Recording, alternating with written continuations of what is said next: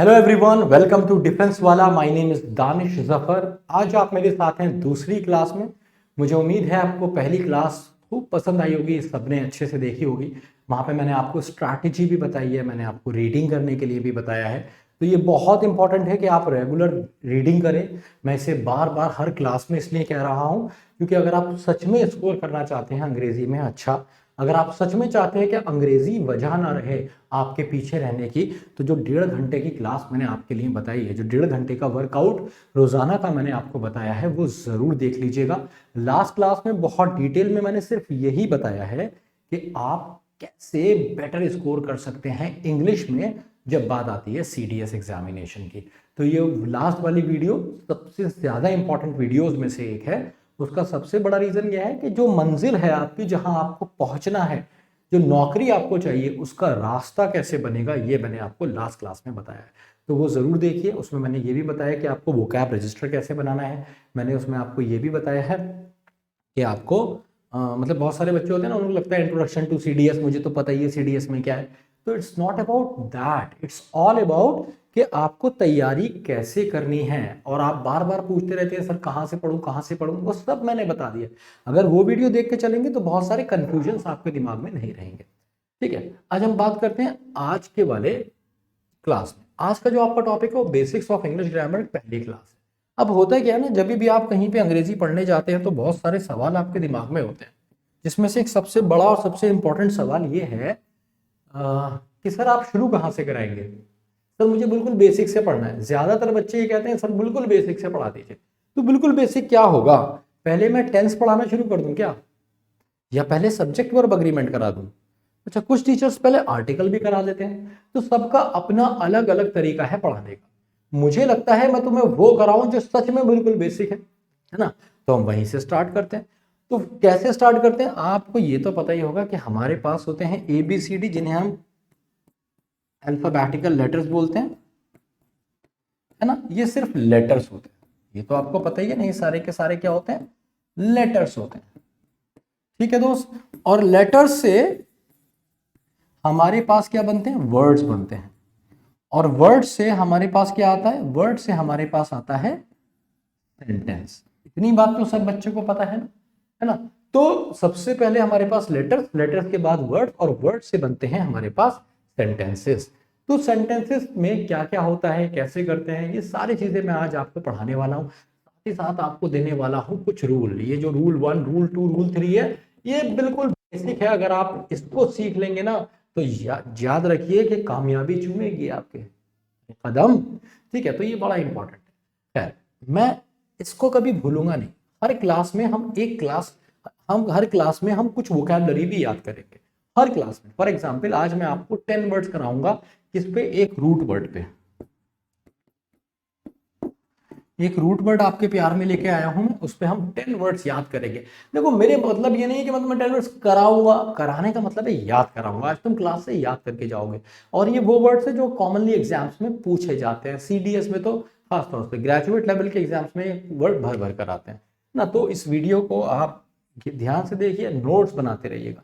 तो अभी स्टार्ट करेंगे सबसे पहले वोकैबलरी से। एक बार वोकैबलरी निपटाते हैं। तो वोकैबलरी की जब भी हम बात करते हैं ना, उसमें हमारे पास सबसे पहले जब मैं पढ़ाता हूं तो ये फोबियास पढ़ाता हूं। इसका मतलब आपको पता ही होगा भाई, जहां भी वर्ड आ गया फोबिया।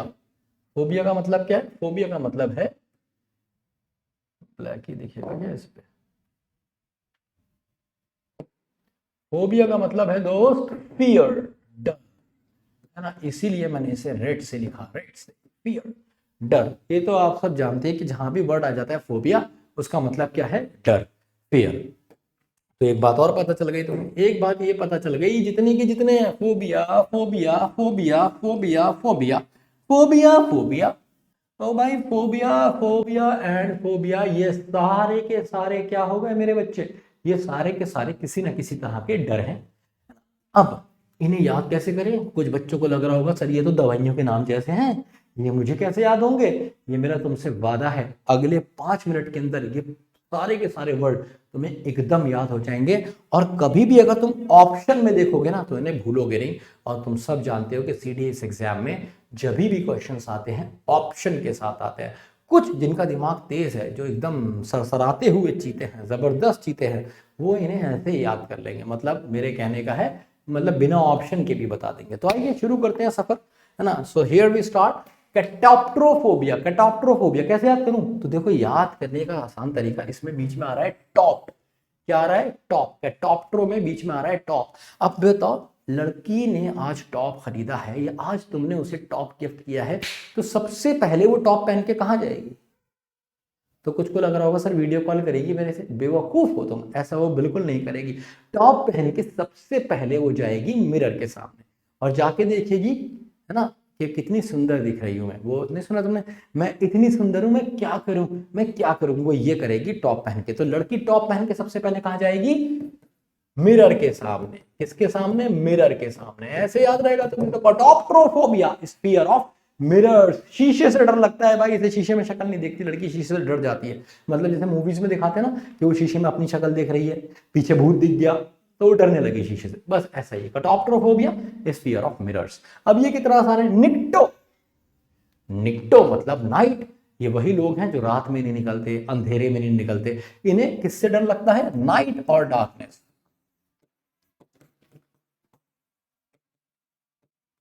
नाइट या फिर डार्कनेस से डर लगना।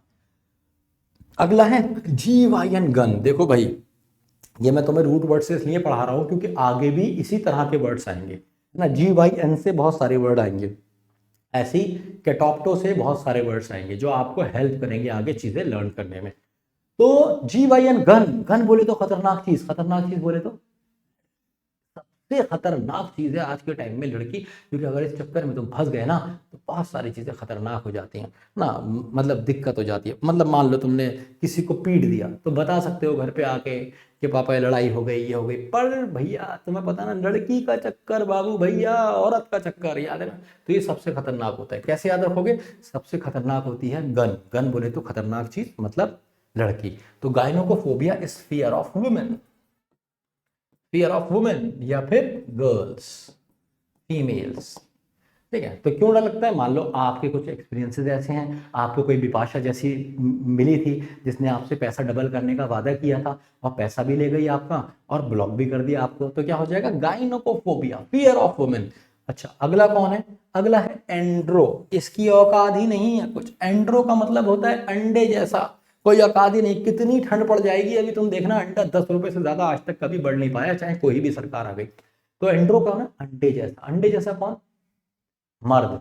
तुम, मैं, एंड्रो अंडे जैसा। औकात नहीं है इसकी कोई। जब तक नौकरी नहीं है तब तक कोई औकात नहीं है। तुम 6 या 8 एब्स बना लो, 20 इंच का बाइसेप्स कर लो तुम अपना, कोई नहीं पूछेगा। और तुम्हारे पास नौकरी है ना, और तुम एकदम फुद्दू दिखते हो, फुद्दू चलते हो, है ना, हर चीज में फुद्दू हो, नौकरी अच्छी है, नोट बहुत, तो क्या हो जाएगा? तुम्हें पता ही क्या हो जाएगा। तो एंड्रोफोबिया इज फियर ऑफ मैन। कैसे याद रखोगे? एंड्रो मतलब अंडे जैसा, बेकार, किसी काम का नहीं। Man, androphobia, fear of man. आगे देखते हैं। क्लॉस्ट्रोफोबिया। देखो इसमें सीएल आ रहा है। सीएल का मतलब होता है क्लोज्ड। सीएल का क्या मतलब होता है? क्लोज। ऐसे याद रखोगे, सीएल मतलब क्लोज। तो ये वो लोग हैं जिन्हें बंद जगहों पर, बंद कमरों में, ठीक है, नैरो स्पेसिस में डर लगता है। ये टनल में कभी नहीं घुसेगा, समझ रहे हो, किसी गुफा में जाने के लिए तैयार नहीं होगा। ज्यादा पतली गली होगी, इसका दिल बैठ जाएगा। मान लो ये लड़की जा रही है लिफ्ट में, लिफ्ट बंद हो गई, फड़फड़ा जाएगी ये, ठीक है। तो क्या है? क्लॉस्ट्रोफोबिक है। तो fear of narrow places, narrow या फिर क्लोज्ड प्लेसेस। आगे आ जाते हैं। इसी का उल्टा है अगोराफोबिया। कैसे याद रखोगे? इसमें आ रहा है गो। अब तुम्हें जाना कहाँ पसंद है? खुली हवा में, खुले वातावरण में, खुली जगहों पे। तो अगोराफोबिया बड़ा आसान हो गया। Fear of open places. अब ये कैसे याद रखोगे? ओपन प्लेसेस का मतलब है, जैसे इस आदमी को बड़ा अच्छा लगता है ग्राउंड में जाना, मैदान में बैठना, नदी के किनारे, खुली जगहों पे इसे बहुत अच्छा लगता है। एगोरो, है ना। तो ये अगोरा होता है। अब फोबिया लगा है तो इसका मतलब फियर है ना। तो फोबिया लगा है तो फियर है। तो अगोरा phobia is fear of open places. ये सारे के सारे फियर है। अगला वर्ड कट सरिदोफोबिया। इतना बड़ा, कैसे याद रखूं? पक से याद होगा। कैसे याद होगा? पक से। देखो इसमें आ रहा है साड़ी। क्या आ रहा है? साड़ी, है ना। तो तुम्हें याद होगा, अभी फटाफट सोचना और बताना मुझे। मतलब रिकॉर्डेड वीडियो है तो मैं तुम्हारे कमेंट बाद में देखूंगा। एक ब्राउन कलर का प्राणी होता है लगभग मेरी फर्स्ट फिंगर के बराबर होता है, ब्राउन कलर का प्राणी होता है, इसकी 8 लेग्स होती हैं, अक्सर किचन में पाया जाता है। लड़कियां इसको देख के चिल्ला जाती हैं। क्यों क्यों चिल्ला जाती हैं? भैया काट खाएगा साड़ी में, इसलिए। कौन? कॉकरोच। कॉकरोच। तो कट सरी the phobia is fear of cockroaches. कैसे याद रखोगे? काट खाएगा साड़ी में, काट खाएगा साड़ी में, फियर ऑफ कॉकरोचेस। अगले वर्ड पे आते हैं, कैकोमोर। ये क्या है? कैकोमोर। तो ये क्या होता है, मैं तुम्हें इसके लिए छोटी सी कहानी सुनाता हूं। मान लो तुम हो एकदम सूखे, तुम्हें लड़की मिल गई एकदम धे तगड़ी, ठीक है। तुमने वो देखा है गैंग्स ऑफ वासेपुर में एक गाना है, तार बिजली के जैसे हमारे पियाओ सासू माँ तूने ये क्या किया, है ना। तो मान लो तुम्हारे साथ ऐसी हो गया, लड़की धे और लड़का सूखा, ठीक है। तो क्या होगा? सुबह शाम पिटोगे, चलते चलते मारेगी लात, है ना। तुम एकदम कोने में, एक लात में तुम्हारा फुटबॉल बना देगी। तुम सुबह पिट रहे हो, शाम पिट रहे हो, इतना पिट रहे हो, है ना। मतलब तुम्हारे अगर संबंध अच्छे नहीं है, तुम कोई भी गड़बड़ करोगे तो पिटोगे। तो तुम इतना पिटे हो कि तुम्हें हर मोटे आदमी से डर लग रहा है।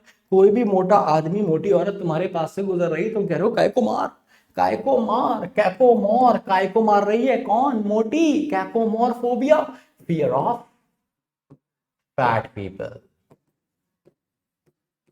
ठीक है। इससे मोटे लोगों से डर लगता है, फियर ऑफ फैट पीपल। कैसे याद रखोगे? कैकोमोर, काय को मार रही है, मोटी, कैकोमोर फोबिया। अच्छा, अब कैको फोबिया भी एक वर्ड है, मोर हटा दोगे तो मोर से मोटा होता है। कैको का मतलब होता है अगली। अब इसका मतलब क्या हुआ? अगली का मतलब होता है कि किसी को डर है कि मैं बदसूरत ना लग जाऊं। फॉर एग्जाम्पल मैं तुम्हें बताता हूँ, मेरी एक कजिन है ना, एक शादी में मुझे मिली। जैसी वो शादी में मिली ना, मुझे मैं दिख गया एकदम, वो मोर बन के आई थी, एकदम बेहतरीन कपड़े पहन के, शानदार मेकअप वेकअप, एकदम टन टनाटन। बाल उसने कहीं से कटाए थे, बहुत शानदार वाले, यूं यूं यूं घुमे हुए बाल थे, ठीक है।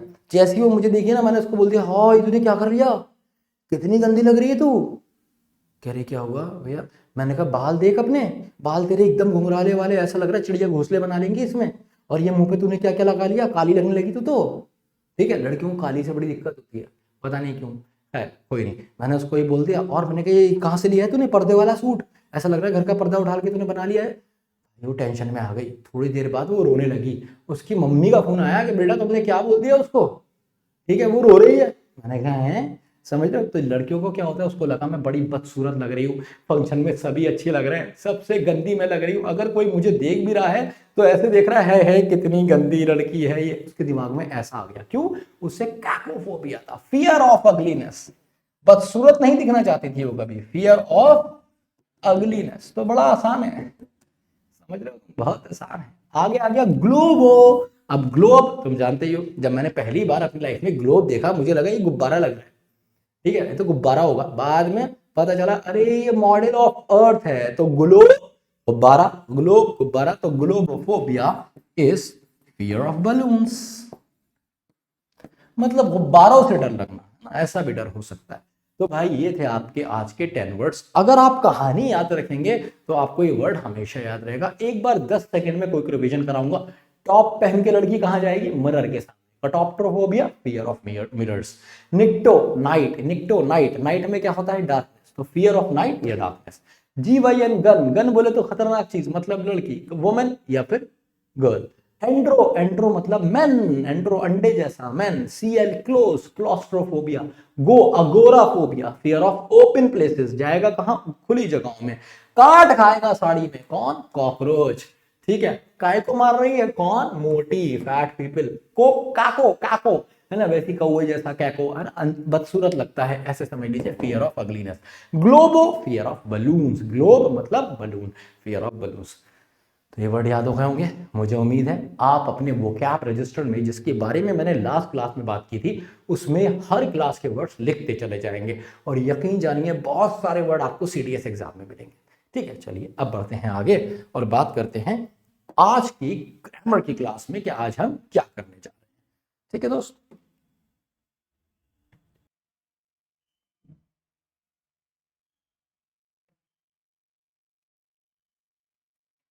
तो भाई ग्रामर में आज हम करने जा रहे हैं कुछ ऐसा जो आपको जीवन भर काम देगा। मतलब आप बहुत सीखेंगे जब तक आप किसी भी कॉम्पैरेटिव एग्जाम की तैयारी करेंगे, ये आपके लिए सबसे बेसिक होगा। देखिए मैंने आपको बताया था, मैं टॉपिक का नाम क्या है, आप ऐसे समझ लीजिए बेसिक्स ऑफ इंग्लिश ग्रामर या फिर 8 यूनिवर्सल रूल्स। अब इसका क्या मतलब है ये मैं आगे बताऊंगा आपको। आप इसे ऐसे समझ लीजिए कि हम ये तो जानते ही हैं, आप सबने मेरे साथ एक चीज जानी अभी कि हमारे पास सबसे पहले लेटर्स होते हैं, लेटर्स से हमारे पास वर्ड्स बनते हैं और वर्ड से हमारे पास बनता है सेंटेंस। ऐसा ही होता है ना।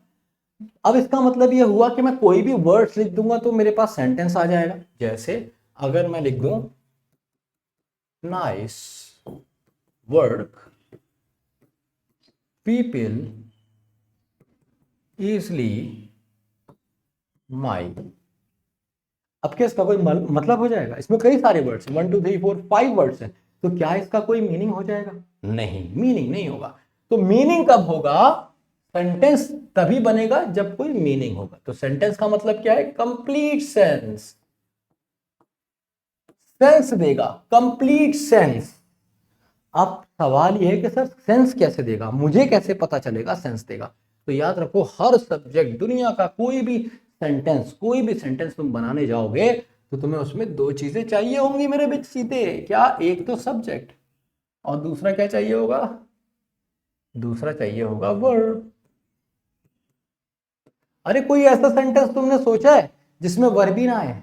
कोई ऐसा सेंटेंस तुमने सोचा है जिसमें सब्जेक्ट ही ना आए? ऐसा हो ही नहीं सकता। एक आध बहुत रेयर एक्सेप्शंस हैं, पर उसके भी अपने रीजंस हैं। पर जनरली हर सब्जेक्ट के साथ एक वर्ब आपको लगाना पड़ेगी, नहीं तो सेंटेंस नहीं बनेगा। तो सेंटेंस किन चीजों से बनता है? एक सब्जेक्ट होना चाहिए और एक वर्ब होना चाहिए हर हाल में। ठीक है, अगर नहीं है तो उसका कोई रीजन है, ऐसा बहुत रेयर केस में होता है, वो मैं आपको आगे समझा दूंगा। But you need not worry about that. इतना जान लीजिए, बिना सब्जेक्ट बिना वर्ब के सेंटेंस नहीं बनेगा, एक सब्जेक्ट और एक वर्ब होना चाहिए। तो सब्जेक्ट कौन कौन से हो सकते हैं? अरे सब्जेक्ट क्या होगा? नाउन या प्रोनाउन ही तो सब्जेक्ट होगा। जैसे जैसे आई, वी, यू, है ना, ये सारे तो मैं ऐसे शॉर्ट में ऐसे लिख देता हूं कि या तो ये प्रोनाउंस होंगे या फिर नाउन्स होंगे, है ना, या फिर नाउन इक्विवेलेंट भी बोलते हैं, नाउन इक्विवेलेंट। नाउन इक्विवेलेंट का मतलब होता है जो कि नाउन जैसा ही, ठीक है, नाउन जैसा ही है। जैसे प्रोनाउन, तो प्रोनाउन भी नाउन इक्विवेलेंट में ही आता है। तो या तो सब्जेक्ट होगा, ये नाउन इक्विवेलेंट पे ज्यादा नहीं सोचना है, इतना याद रखिए, नाउन होगा या फिर प्रोनाउन। ठीक है, तो सब्जेक्ट ऐसा होता है, नाउन या प्रोनाउन, और वर्ब आपको पता ही है। अब सब्जेक्ट की कितनी पॉसिबिलिटीज हो सकती हैं? हम सब जानते हैं बेचारा सब्जेक्ट सीधा साधा भोला भाला है। आप इसे ऐसे समझ लीजिए, सब्जेक्ट और वर्ब को जोड़ा, है ना, जैसे हर एक चीज का आपके पास जोड़ा है। आपके कान जोड़े में हैं, आपके नाक के नथरे नॉस्ट्रल्स जोड़े में हैं, आपकी आंखें जोड़े में हैं, है ना, आपके लिप्स जोड़े में हैं, आपके हाथ जोड़े में हैं, और पूरे बदन में आपके बहुत सारी चीजें ऐसी हैं जो जोड़े में हैं, है ना। तो हर एक चीज आपके पास बेसिकली क्या है? पेयर में। इन द सेम मैनर सब्जेक्ट और वर्ब का भी एक जोड़ा है। इसमें आप मान लीजिए कि ये बेचारा लड़का है और ये लड़की है। अब लड़का कैसा होता है? सीधा साधा भोला भाला होता है। तो ये या तो बेचारा होगा सिंगुलर, ये या तो होगा सिंगुलर या फिर बेचारा होगा प्लूरल। बस इतनी ही कहानी है इसकी भाई। जैसे या तो मैं लिखूंगा मैंगो या मैं लिखूंगा मैंगोस, या तो मैं लिखूंगा किंग या फिर लिखूंगा किंग्स, या तो मैं लिखूंगा बर्ड या फिर मैं लिखूंगा बर्ड्स। तो कहने का मतलब है सब्जेक्ट की कहानी इतनी ही है कि या तो सिंगुलर हो सकता है या फिर प्लूरल हो सकता है। ऐसा नहीं हो सकता मैंगो है तो मैंगोन हो जाए, मैंगोइंग, मैंगोड नहीं हो सकता, है ना। आई एम किंग, किंग नहीं हो सकता, किंगड नहीं हो सकता, है ना। तो ये यहाँ पे मतलब इसकी दो ही पॉसिबिलिटी हो सकती है, सिंगुलर या प्लूरल। पर वर्ब बड़ी मजेदार चीज है, क्योंकि वर्ब कौन है? लड़की का मतलब है। वर्ब कौन है? मैंने क्या बताया, वर्ब कौन है? और लड़की जैसी है। लड़की जैसी का क्या मतलब है? Every verb has got 5 possibilities. कितनी पॉसिबिलिटीज? 5 पॉसिबिलिटीज। कहने का मतलब है अगर लिखते हो ईट तो मेरे चीते ये ईट्स भी हो सकता है, ये एट भी हो सकता है, ये ईटन भी हो सकता है, और ये ईटिंग भी हो सकता है। इसीलिए मैंने कहा भाई ये लड़की है ना। इसके बहुत सारे रूप हैं। लड़का बेचारा सिंगुलर, शादी से पहले, शादी के बाद प्लूरल, बस कहानी खत्म। यहां कहानी खत्म नहीं है। है ना। अब आप देखिए ये इसकी आईएनजी फॉर्म है जिसे आप आईएनजी बोल देते हैं ना, कुछ भी नाम देते हैं, कुछ V4 भी बोल देते हैं। ये इसकी थर्ड फॉर्म है, ये इसकी सेकंड फॉर्म है, और ये दोनों इसकी फर्स्ट फॉर्म है ना। तो 5 पॉसिबिलिटीज है, 1 2 3 4 5। हर वर्ब की कितनी पॉसिबिलिटीज? 5 पॉसिबिलिटीज। ठीक है भाई, अब सिंगुलर प्लूरल भी देख लेते हैं। अब वर्ब में सिंगुलर प्लूरल में भी एक अलग तरह की चरस है, इसमें भी आपको बड़ा मजे आने वाला है। तो इसमें सिंगुलर प्लूरल की क्या चरस है, आइए जरा देखते हैं।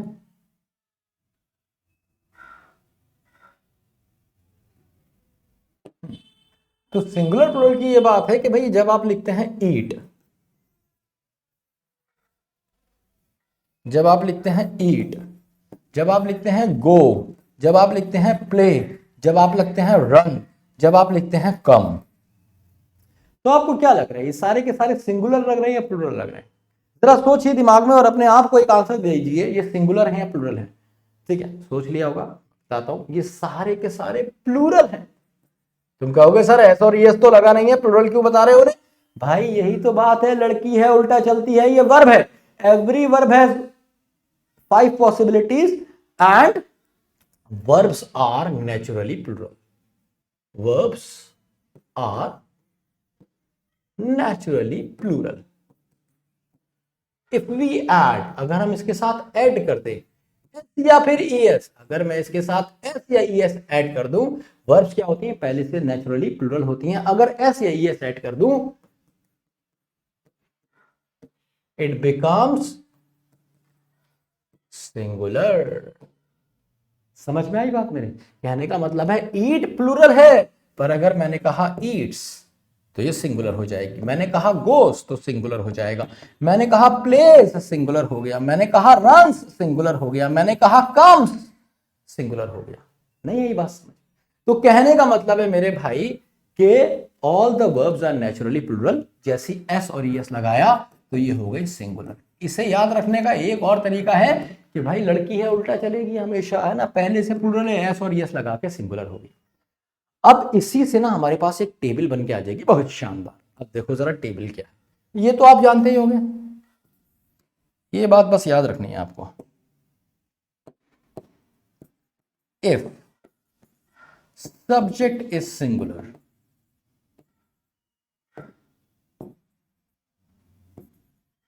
verb should also be singular. If subject is plural,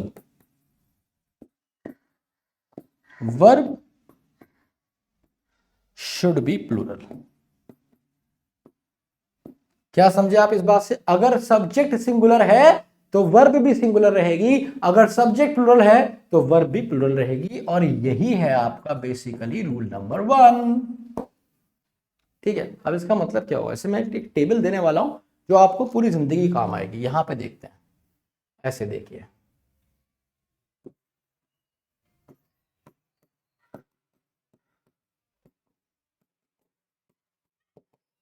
अगर आप इन्हें गौर से देखेंगे तो आपको क्या दिखाई देंगे? आपको दिखाई देंगे कि भाई ये सारे के सारे कैसे हैं, ये सारे के सारे हैं प्लूरल, है ना।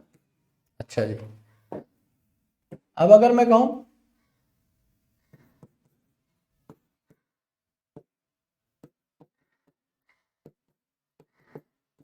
अगर आप इन्हें गौर से देखेंगे तो आप एक बात जानेंगे कि ये सारे के सारे कैसे हैं, सिंगुलर। तो मैंने बताया कि सिंगुलर सब्जेक्ट के साथ सिंगुलर वर्ब, प्लूरल सब्जेक्ट के साथ प्लूरल वर्ब। तो सिंगुलर सब्जेक्ट अगर मैं कह रहा हूं ही, तो मुझे कहना पड़ेगा गोज, क्योंकि ही सिंगुलर है। वर्ब के साथ एस और यस लगा के उसे सिंगुलर करना पड़ेगा, है ना। तो अगर मैंने कहा ही गोज तो कहना पड़ेगा वी गो। अगर मैंने कहा यू प्ले तो शी प्लेज। अगर मैंने कहा इट वर्क तो मुझे कहना पड़ेगा दे वर्क। अगर मैंने कहा बर्ड्स फ्लाई तो मुझे यहां कहना पड़ेगा बर्ड्स फ्लाइज। इसे याद रखने का एक और आसान तरीका है, अगर एस और एस यहां लगा है तो यहां नहीं लगेगा, अगर एस और एस यहां नहीं लगा है तो यहां लगेगा। ठीक है, अब बात आती है आई की। आई थोड़ा सा अलग है, ये है तो सिंगुलर पर हमेशा प्लूरल वर्ब लेता है अपने साथ, है ना। आई के साथ आप हमेशा प्लूरल वर्ब का इस्तेमाल करते हैं, इसीलिए आप क्या कहते हैं, I go, I fly, I run, I eat, I play, है ना। यही तो बोलते हो ना, उसे क्या बोला तुमने, आई लव यू बोलते हो, बोलते हो आई love you, I love you very much. Love इसलिए कह रहा हूँ क्योंकि बहुत ज्यादा करता हूँ, आई लव यू, ये नहीं हो सकता, so it should be I love you, है ना। इसी तरीके से इन सब के साथ आप क्या यूज करते हैं, इन सब के साथ आप यूज करते हैं वो इज, इन सब के साथ आप यूज करते हैं इज, इन सब के साथ आप क्या यूज करते हैं, आर, और आई के साथ एम। ये कुछ एक्सेप्शन है, इन्हें देखते जाइएगा, ठीक है। इन सब के साथ आप यूज करते हैं वॉज, इन सब के साथ आप पास्ट में यूज करते हैं वर, और आई के साथ वॉज ही यूज होता है, मैंने बताया ये कुछ एक्सेप्शन हैं, देखते जाइए। ऐसे ही इन सब के साथ आप यूज करते हैं हैज, इन सब के साथ आप यूज करते हैं हैव, मतलब हैव प्लूरल होता है, और आई के साथ भी इसीलिए हैव ही यूज होगा, प्लूरल है। तो दो एक्सेप्शन है जिसका आपको ध्यान रखना है, एम और वॉज। क्लियर हो गई बात। एक बार क्विक रिवीजन कराता हूं कि मैंने क्या पढ़ाया 30 सेकेंड्स में, ध्यान से देखना, एकदम क्लियर हो जाएगा। मैंने बताया किसी भी सेंटेंस को बनाने के लिए एक सब्जेक्ट और एक वर्ब का इस्तेमाल करना जरूरी है। All the verbs are naturally singular, verb सारे ज्यादातर सिंगुलर होते हैं, उनके साथ एस और यस लगा के हम उन्हें प्लूरल बना देते हैं। वर्ब पहले ही प्लूरल होती हैं, ये सारे प्लूरल हैं, इनके साथ एस और यस लगता है तो ये सिंगुलर हो जाती है ना। अब ये रूल है कि अगर सब्जेक्ट सिंगुलर है तो वर्ब भी सिंगुलर होगी, ठीक है, और अगर सब्जेक्ट प्लूरल है तो वर्ब भी प्लूरल होगी, ये रूल है। तो इससे हमारे पास एक टेबल बन के आ गई जिसमें लगभग सारे ही सब्जेक्ट हैं, ये सारे प्लूरल सब्जेक्ट, इन सब के साथ प्लूरल वर्ब, ये सारे सिंगुलर सब्जेक्ट, इन सब के साथ सिंगुलर वर्ब, है ना भाई। कहानी बड़ी आसान हो गई, आई कहानी भी मैंने आपको बता दी। अब आएंगे हम एक मजेदार बात पे। अब एग्जाम में क्वेश्चन आए, एग्जाम का क्वेश्चन देखा, if I was a bird I would fly. If Rani was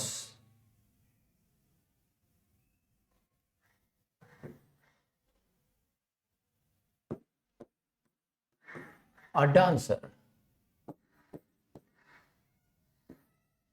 she could apply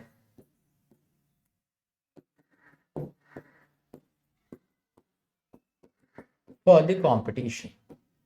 आइए, अब ये क्वेश्चन आया पहले वाला, if I was a bird, अब जानते हैं उसका मतलब क्या होगा। If I was a bird का मतलब होगा अगर मैं चिड़िया थी, ये थोड़ी कहना चाह रही हो, वो कहना चाह रही है होती। होती का मतलब है कि बच्चा सेंटेंस हो गया यहां पे क्या, सेंटेंस हो गया है हाइपोथेटिकल। क्या हो गया है, हाइपोथेटिकल। हाइपोथेटिकल का क्या मतलब होता है, काल्पनिक, इमेजिनरी, काल्पनिक। जैसे तुम कहो कि अगर मैं विराट कोहली होता, है ना, कोई लड़की कहे अगर मैं जैकलिन फर्नांडिस होती, है ना, कोई कहे कि अगर मैं सलमान खान होता, ये सारे हाइपोथेटिकल सेंटेंसेस है। जब आप ये नहीं कह रहे मैं था, आप कह रहे मैं होता, है ना, मतलब काल्पनिक है। तो याद रखिए, in case of hypothetical use verb, किसका इस्तेमाल करेंगे आप, वर्ब का। कैसे, irrespective of the subject, चाहे सब्जेक्ट कुछ हो, आप इस्तेमाल किसका करेंगे, वर्ब का। ठीक है, तो मैंने क्या बताया आपको, अगर आप लिखेंगे if I was a bird तो ये गलत होगा, तो वॉज की जगह आपको क्या करना पड़ेगा, आपको लिखना पड़ेगा वर्ब। क्यों भाई, क्योंकि सेंटेंस हाइपोथेटिकल है, काल्पनिक है। If I were a bird I would fly, अगर मैं चिड़िया होता तो मैं उड़ता। अगला sentence, if Rani was a dancer, अगर रानी डांसर होती, भैया होती नहीं, होती कहना चाह रहे हो, थी नहीं, इसलिए रानी वर। तुम सोचोगे सर रानी तो सिंगुलर है, वर क्यों लगवा रहे हो, वर तो प्लूरल के साथ लगता है, यहां बताया तो है सर आई के साथ अभी यहाँ पे वॉस बताया, यहाँ पे वर क्यों लगा दिया? भाई मेरे हाइपोथेटिकल, जब आप बात करेंगे किसकी? हाइपोथेटिकल की, और इसका क्वेश्चन एग्जाम में रखा होता है। तो याद रखिए, in case of hypothetical sentences use were, आप वर का इस्तेमाल करेंगे। मैं यहाँ पे रानी लिख दूं, यहाँ पे मैं सुरेश लिख दूं, कुछ भी लिख दूं, किसी का नाम लिख दूं, आई वी यू दे, कुछ भी लिख दूं, आएगा वर ही जब वो सेंटेंस हाइपोथेटिकल होगा। तो ये था आपका रूल 1 और उसका एक्सेप्शन, अपवाद जिसे आप कहते हैं। ठीक है, तो रूल 1 में मैंने आपको क्या पढ़ाया कि अगर सब्जेक्ट सिंगुलर है तो वर्ब भी सिंगुलर, अगर सब्जेक्ट प्लूरल है तो वर्ब भी प्लूरल आएगी। लेकिन हाइपोथेटिकल के केस में इस पे आपको ध्यान नहीं देना है, आपको सब्जेक्ट कुछ भी हो वर्ब लगा दे। तो उम्मीद है रूल नंबर 1 एकदम क्लियर हो जाएगा, आपको क्लियर हो गया होगा। मैं क्वेश्चंस भी लाया हूं आज आपके लिए, बहुत सारे क्वेश्चंस अभी करेंगे। अभी फिलहाल हम चलेंगे रूल नंबर 2 पे। रूल नंबर 2,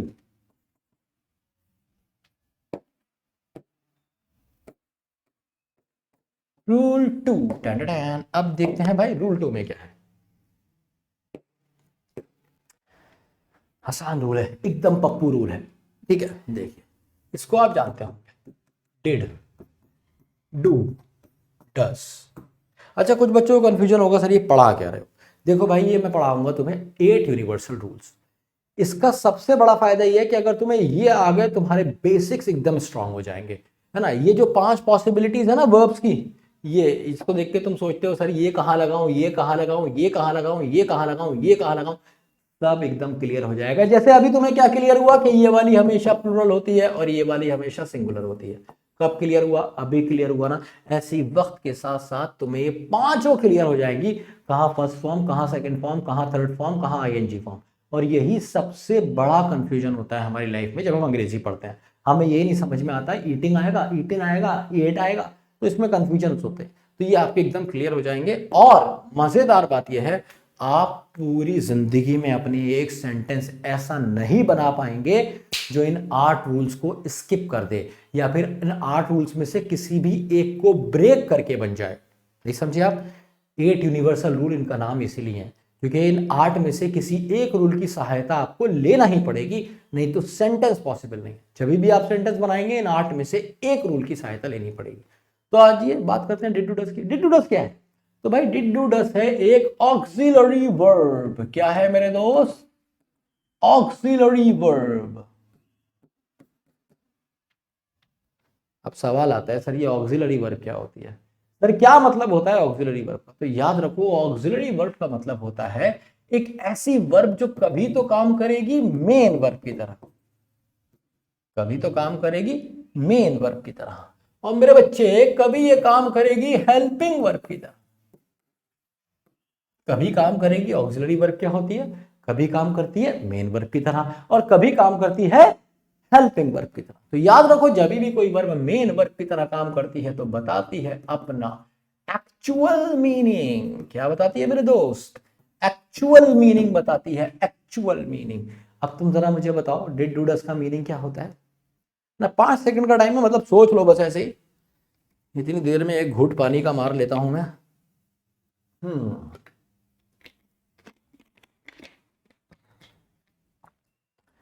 तो भाई डिड डू डस, जब भी कोई भी वर्ब मेन वर्ब की तरह या काम करती है तो अपना एक्चुअल मीनिंग बताती है, अपना लिटरल मीनिंग बताती है।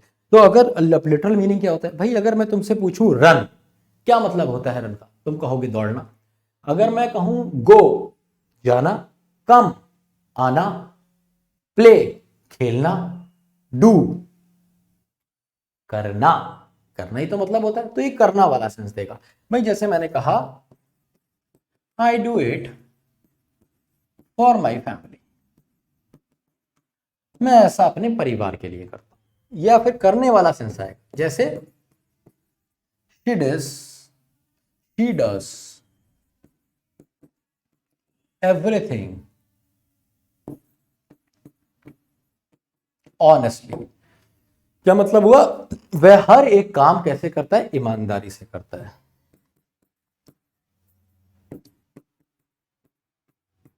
They did not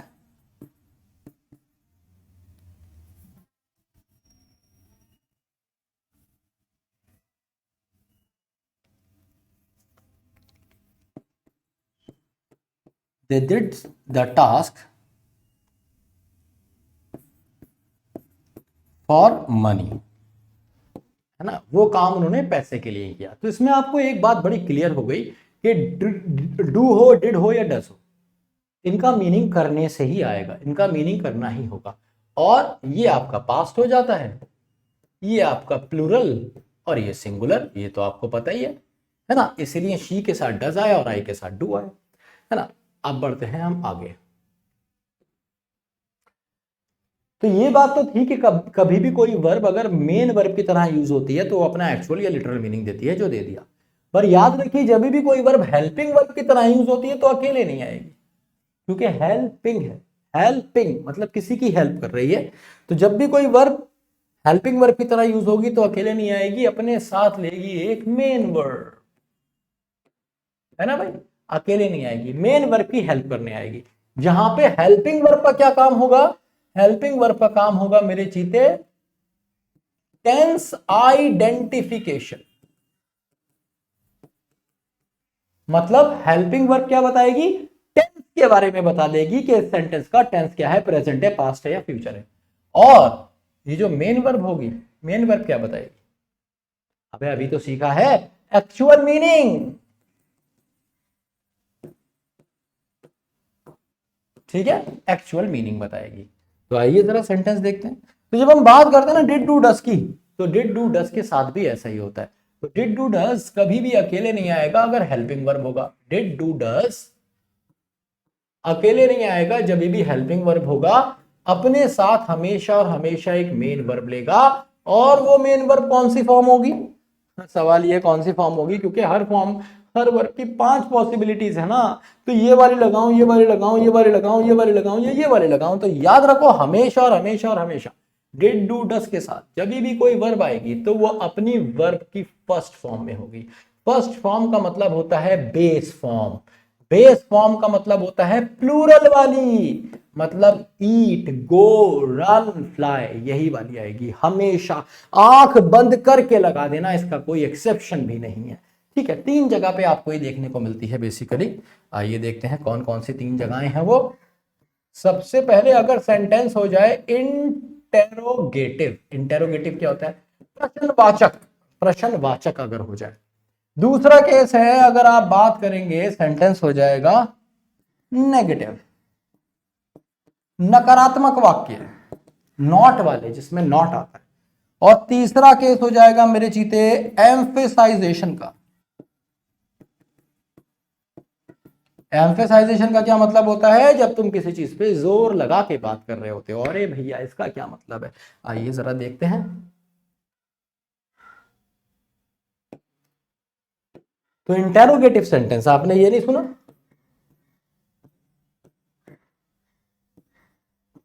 do you work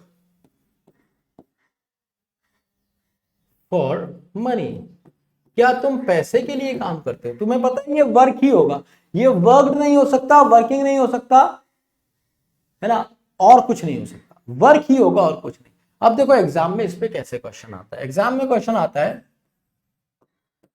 does she helps the needy.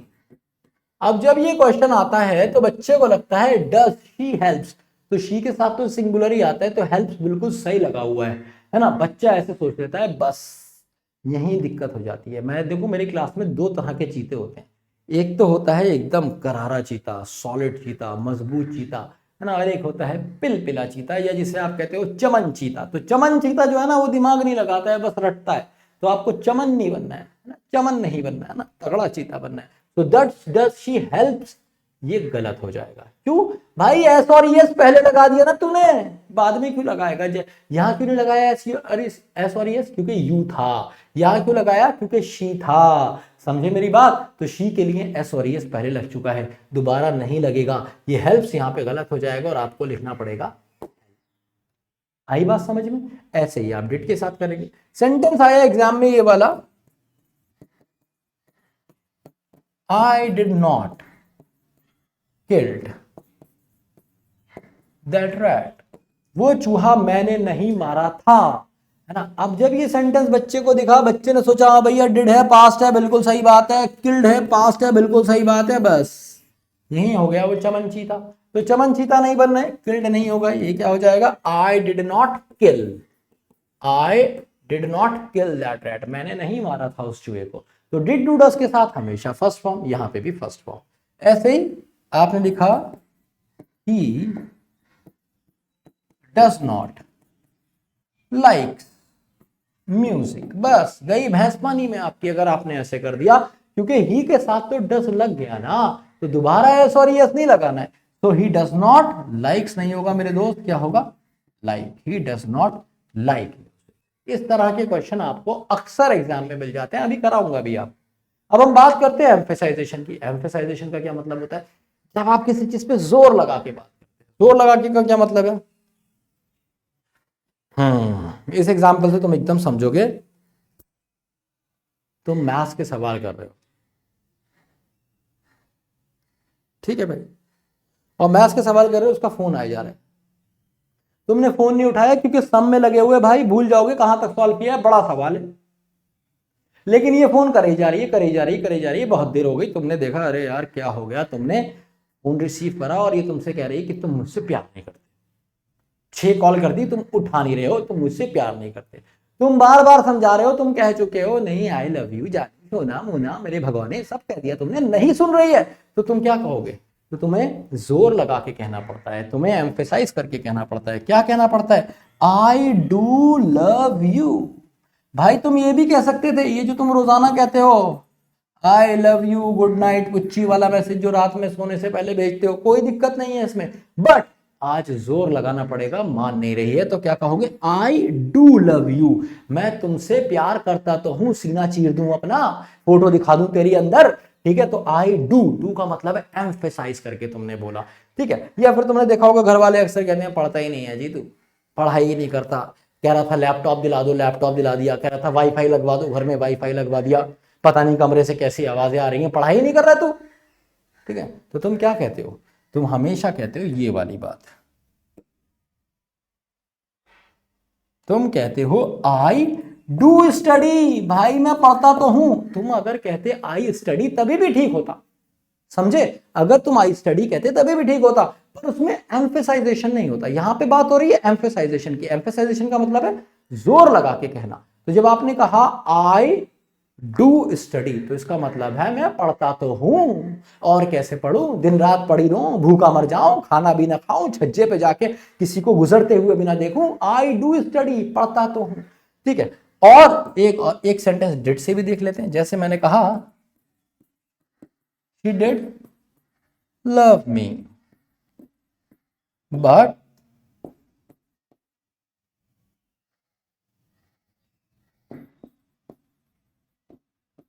she cheated me as well। क्या बढ़िया सेंटेंस है, she did love me ना। मान लो तुम्हारा दोस्त कह रहा है तुमसे, क्या हुआ तेरी गर्लफ्रेंड थी वो कहाँ गई, आजकल दिख नहीं रही है, तेरी बात भी नहीं होती है ना, आजकल फोटो वोटो भी नहीं डाल रही है तेरे साथ, कहाँ गई। तुमने कहा यार वो तो शादी वादी कर रही है, शादी कर रही है, प्यार तो तुझसे करती थी, कसमें वादे निभाती थी, हमेशा लगी रहती थी, अब क्या हो गया, भाई मिल गया, कोई मिल गया, मूवी आई थी ना ऋतिक रोशन वाली, वो हो गया।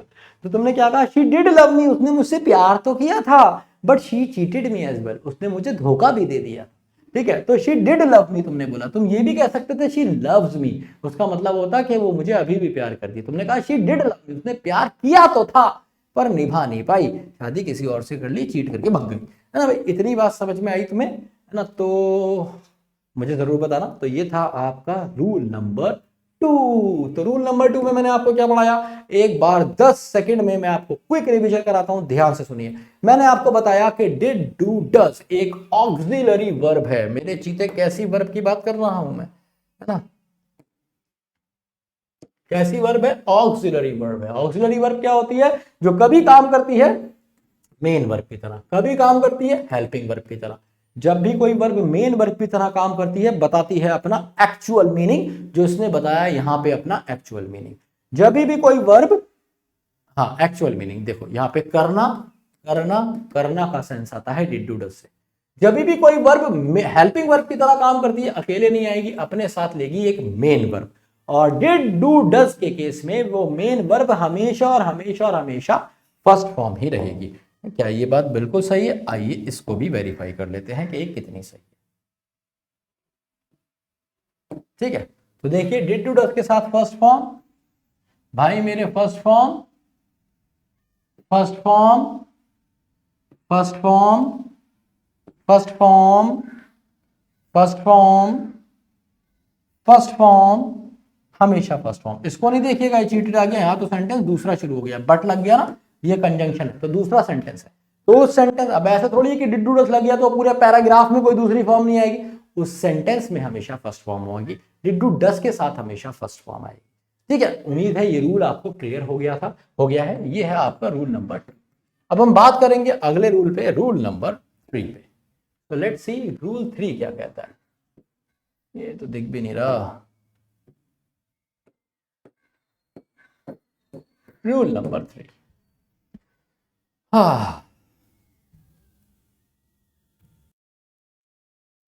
तो अब जरा देखिए रूल 3 कितना आसान है। और रूल 3 में ना मैं वहीं से कंटिन्यू करने वाला हूं, आप ऐसे समझिए, हम ऐसे ही चल रहे हैं। आपको ये समझ में आ गया कि ये वाली फॉर्म कहाँ यूज होगी, है ना, और आपको ये भी समझ में आ गया कि ये वाली और ये वाली कहाँ यूज होगी। अब हम बात करेंगे इस वाली फॉर्म के बारे में, सेकंड फॉर्म के बारे में। आइए जरा चलते हैं। हाँ जी, तो जो second form of the verb है ना, ये जो second form of the verb है, ये सिर्फ एक ही जगह यूज होती है, जब सेंटेंस पास्ट इनडेफिनिट का होता है। कहाँ यूज होती है? सिर्फ एक ही जगह यूज होती है, जब सेंटेंस कौन सा होता है? पास्ट इनडेफिनिट का। पास्ट इनडेफिनिट का क्या मतलब हुआ? पास्ट इनडेफिनिट का मतलब हुआ कि बस सब्जेक्ट के साथ आपको सेकंड फॉर्म दिख जाए, समझ लीजिए सेंटेंस पास्ट इंडेफिनिट का है। जैसे आपने बहुत सारे सेंटेंस देखे होंगे, I played well, she killed him, they tried their best, we came late. तो जरा आप इसमें एक चीज पे गौर फरमाएंगे, subject second form, subject second form, subject second form, subject second form, ये सारे के सारे पास्ट इंडेफिनिट हो गए ना। तो second form of the verb कहां यूज होती है? सिर्फ पास्ट इंडेफिनिट में, और कहीं पूरी अंग्रेजी भाषा में यूज नहीं होगी, सिर्फ एक जगह को छोड़ के, जो इसका एक्सेप्शन है। अब इसका मतलब क्या है? एक्सेप्शन का मतलब होता है अपवाद। तो कुछ फ्रेजेस हैं, क्या है मेरे बच्चे? फ्रेजेस हैं, उनके साथ आप सिर्फ ये यूज करते हैं सेकंड फॉर्म, और कहीं यूज नहीं करेंगे। वो फ्रेजेस कौन से हैं? ये वाले,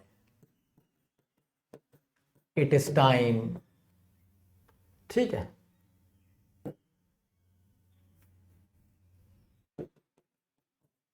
it is about time, it is appropriate time.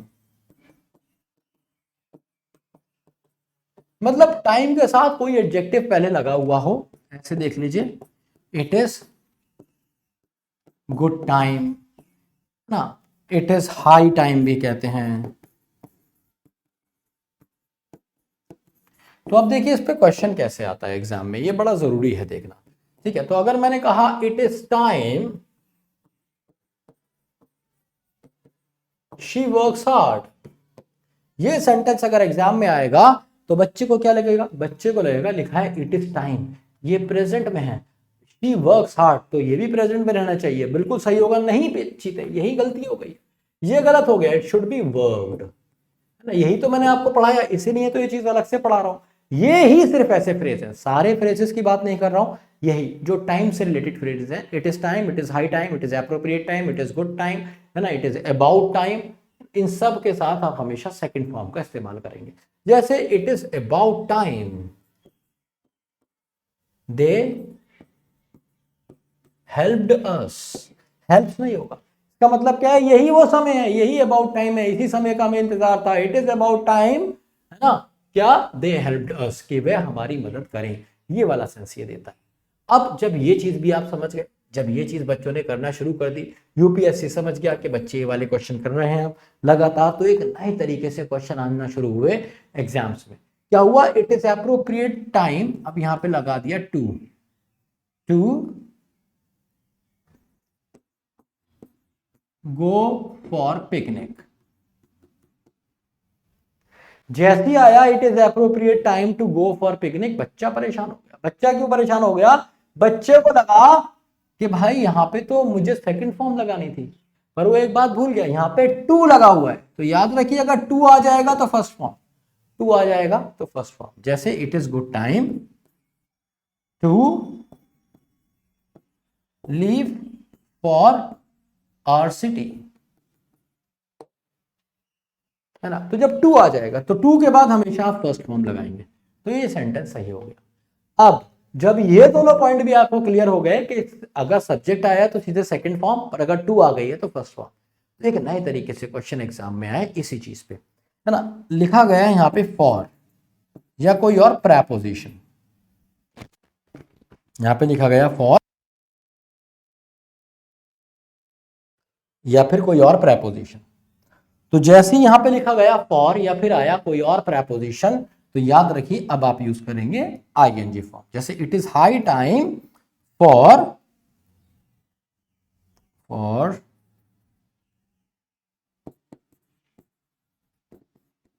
Investing in the crypto market, है ना, क्योंकि मार्केट गिरी हुई है, ये बढ़िया टाइम है इन्वेस्ट करने के लिए।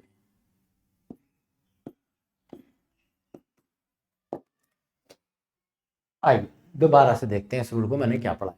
मैंने आपको पढ़ाया कि जो second form of the verb है, जैसे एट, प्लेड, वेंट, डिड, ये सारे के सारे सिर्फ एक जगह यूज होंगे जब सब्जेक्ट के साथ सेकंड फॉर्म लगेगी, सेंटेंस पास्ट इंडेफिनिट का माना जाएगा। पास्ट इंडेफिनिट क्या होता है, टेंसेस की क्लास में गहराई से बताऊंगा। फिलहाल आपने देखा सब्जेक्ट के साथ सेकंड फॉर्म, सब्जेक्ट के साथ सेकंड फॉर्म, ये ठीक हो गया। इसके अलावा एक और जगह आपको सेकंड फॉर्म देखने को मिलेगी जब ये इन फ्रेजेस के साथ आएगा। It is time, it is about time, it is appropriate time, it is good time, उस केस में भी आप second form of the verb का इस्तेमाल करेंगे। ये आपने देखा कि हमने कैसे कैसे यहाँ पे किया।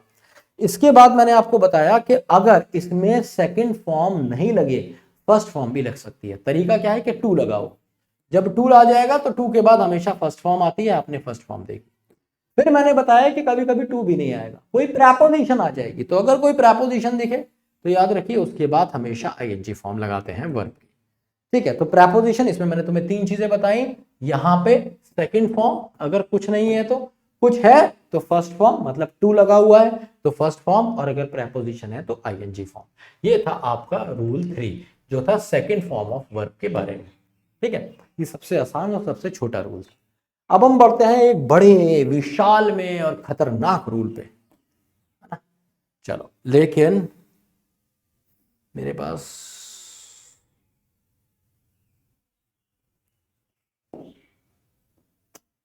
फटाफट, okay guys, so here we go for rule number 4।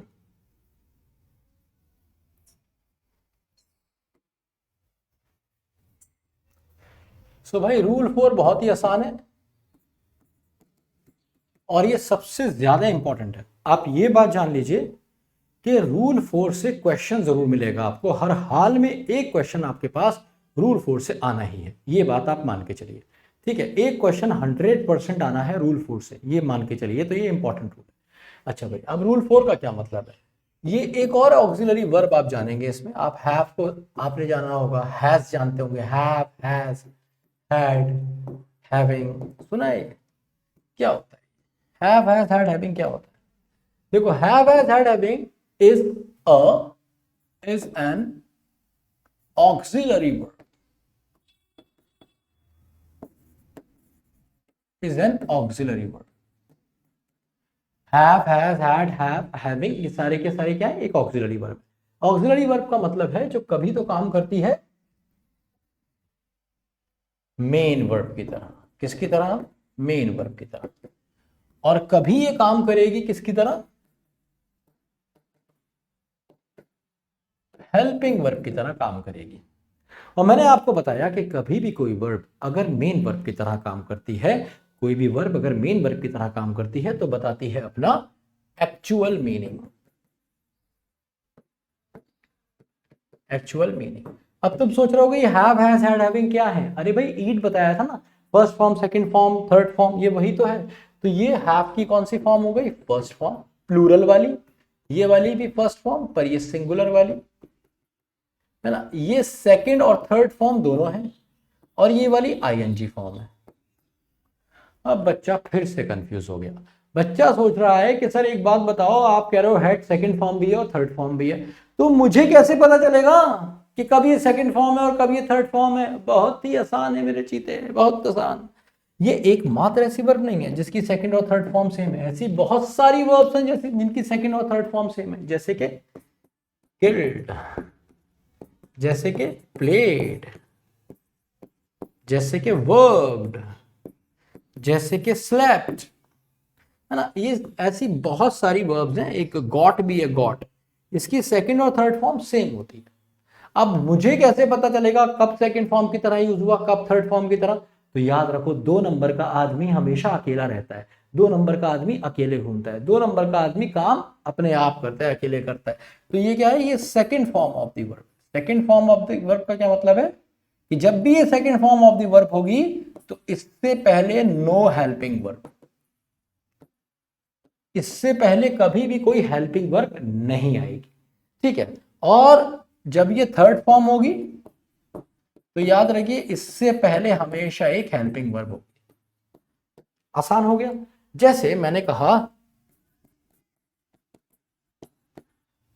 I killed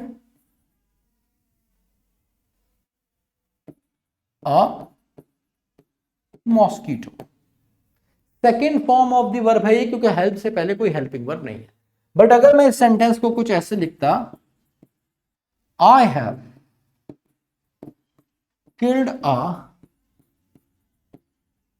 mosquito, अब ये थर्ड फॉर्म हो गई क्योंकि हेल्प से पहले एक हेल्पिंग वर्ब।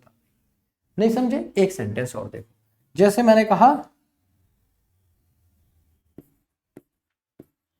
शी हेल्प्ड, यहां पे हेल्प्ड सेकंड फॉर्म है क्योंकि हेल्प से पहले कोई हेल्पिंग वर्ब नहीं है। बट अगर मैं कह दूं she is helped by us, तो यहां पे हेल्प से पहले एक हेल्पिंग वर्ब दी गई है और इसलिए हेल्प क्या हो गई? थर्ड फॉर्म हो गई। तो भला से ये देखने में एक है पर इनका यूसेजेस अलग अलग है। अगर किसी भी सेकंड फॉर्म ऑफ वर्ब है और थर्ड फॉर्म ऑफ वर्ब जहां सेम होती हैं तो पहचान कैसे होगी? अगर उससे पहले हेल्पिंग वर्ब है तो वो थर्ड फॉर्म है, अगर नहीं है तो सेकंड फॉर्म है। कैसे याद रखना है?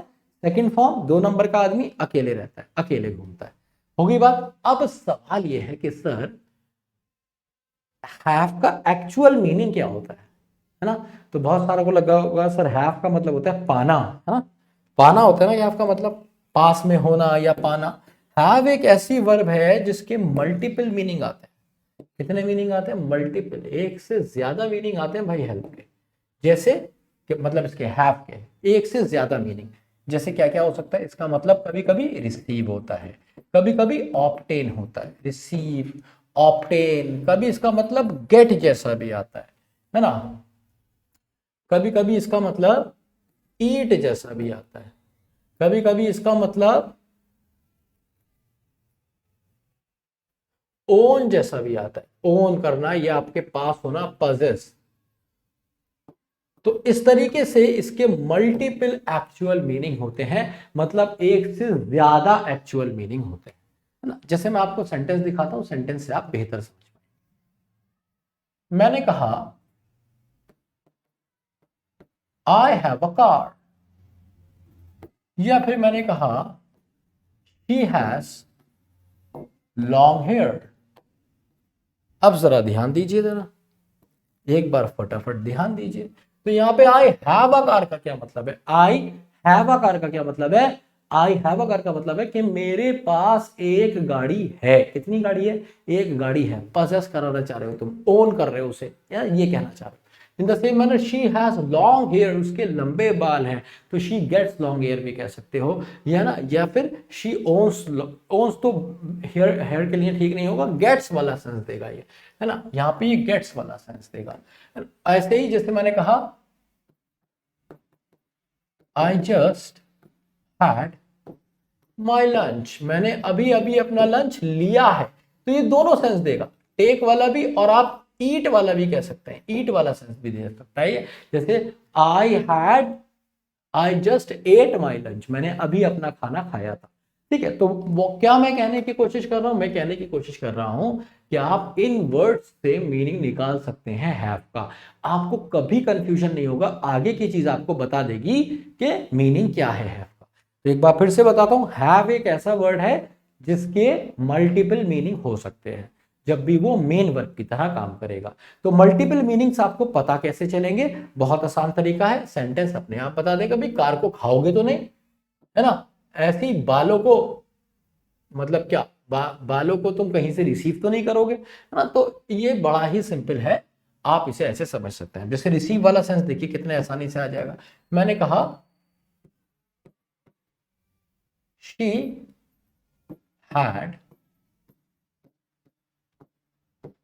गुड मार्क्स इन इंग्लिश, उसके इंग्लिश में अच्छे नंबर आए थे, तो हैड का मतलब क्या हो जाएगा, ऑब्टेन्ड जैसा मतलब आएगा, है ना, कि उसने अंग्रेजी में अच्छे नंबर पाए थे, ये वाला सेंस।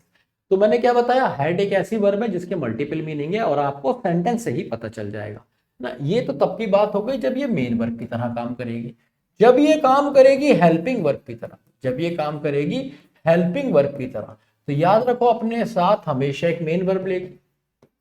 अरे बताया था ना, हेल्पिंग वर्ब कभी अकेले नहीं आते, हमेशा अपने साथ एक मेन वर्ब लेते हैं। और हैव, हैज और हैड के केस में ये कौन सी फॉर्म होगी, फर्स्ट फॉर्म हम पढ़ चुके हैं, सेकंड फॉर्म भी हम पढ़ चुके हैं, तो सीधी सी बात है मैं कौन सी फॉर्म पढ़ाने जा रहा हूं, थर्ड फॉर्म। याद रखिए, हैव, हैज, हैड के साथ हमेशा और हमेशा और हमेशा आप कौन सी फॉर्म का इस्तेमाल करेंगे, third form of the word का इस्तेमाल करेंगे। जैसे मैं बताता हूं एग्जाम में क्वेश्चन कैसे फंसता है।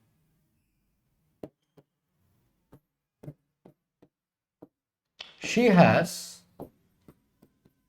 broke his leg, लड़की ने लड़के की टांग तोड़ दी है, उस लड़की ने लड़के की टांग तोड़ दी है ना। अब जब ये क्वेश्चन आता है तो बच्चे को लगता है ब्रोक, अब कंफ्यूजन रहता है, ब्रोक सेकंड फॉर्म है या थर्ड फॉर्म, तो याद करना पड़ेगी, थर्ड फॉर्म है ब्रोकिन, तो ये ब्रोकिन होगा, ब्रोक नहीं होगा, ऐसा क्वेश्चन एग्जाम में फंसता है। या फिर she had understood my problem, वो मेरी समस्या समझ गई थी, तो वो मेरी समस्या समझ गई थी, तो हैड समझ चुकी थी, तो हैड आया, तो हैड के साथ हमेशा थर्ड फॉर्म, इसीलिए आपने अंडरस्टूड लिखा, अंडरस्टैंड नहीं लिखा, अंडरस्टैंडिंग नहीं लिख सकते, है ना, सिर्फ अंडरस्टूड ही लिखोगे। एक सेंटेंस और देखते हैं, हैड से हो गया, हैज से हो गया, हैव से देखते हैं, इंटेरोगेटिव बनाते हैं, चलिए। Have they received the money, क्या उन्होंने पैसा रिसीव कर लिया है, तो ये रिसीव्ड ही होगा, रिसीविंग नहीं हो सकता, रिसीव नहीं हो सकता, और ऐसा क्वेश्चन आपको आसानी से एग्जाम में मिल जाता है। ठीक है, तो मैंने क्या बताया, हैव, हैज, हैड एक ऑक्सिलरी वर्ब है, जब मेन वर्ब की तरह काम करेगी मल्टीपल मीनिंग देगी, जब हेल्पिंग वर्ब की तरह काम करेगी हमेशा एक मेन वर्ब उसके साथ आएगी, और वो मेन वर्ब कौन सी फॉर्म होगी, third form of the verb. अब हम बढ़ते हैं आगे, मैंने आपको हैज से एग्जांपल दिया, हैड से दिया और हैव से भी दिया, हैविंग से नहीं दिया। क्यों नहीं दिया, हैविंग की कहानी बहुत मजेदार है। जब भी आपको दिख जाए हैविंग और हैविंग के साथ थर्ड फॉर्म, तो समझ जाओ ये हो गया है क्या, परफेक्ट पार्टिसिपल हुआ, परफेक्ट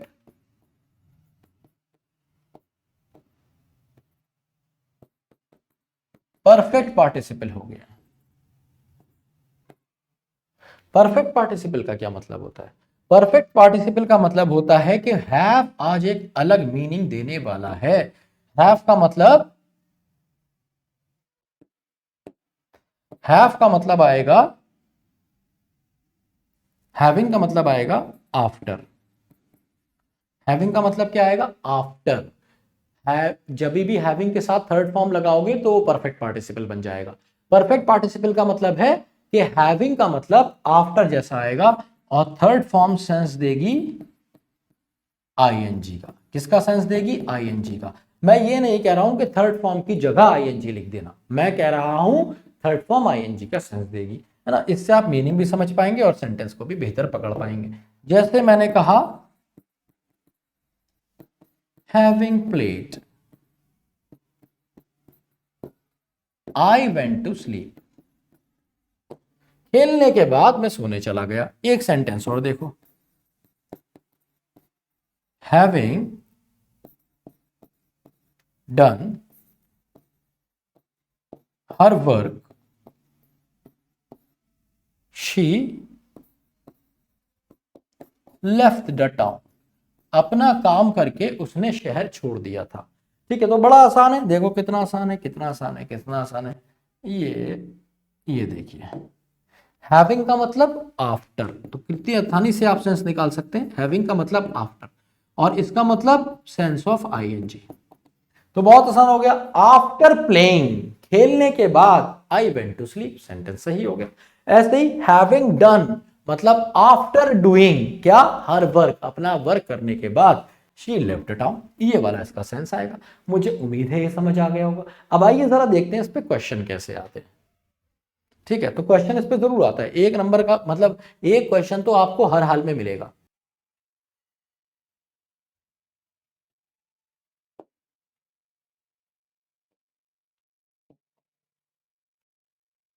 जैसे मैंने कहा आफ्टर हैविंग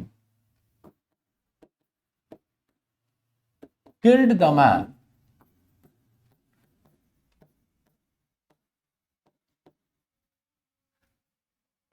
the murderer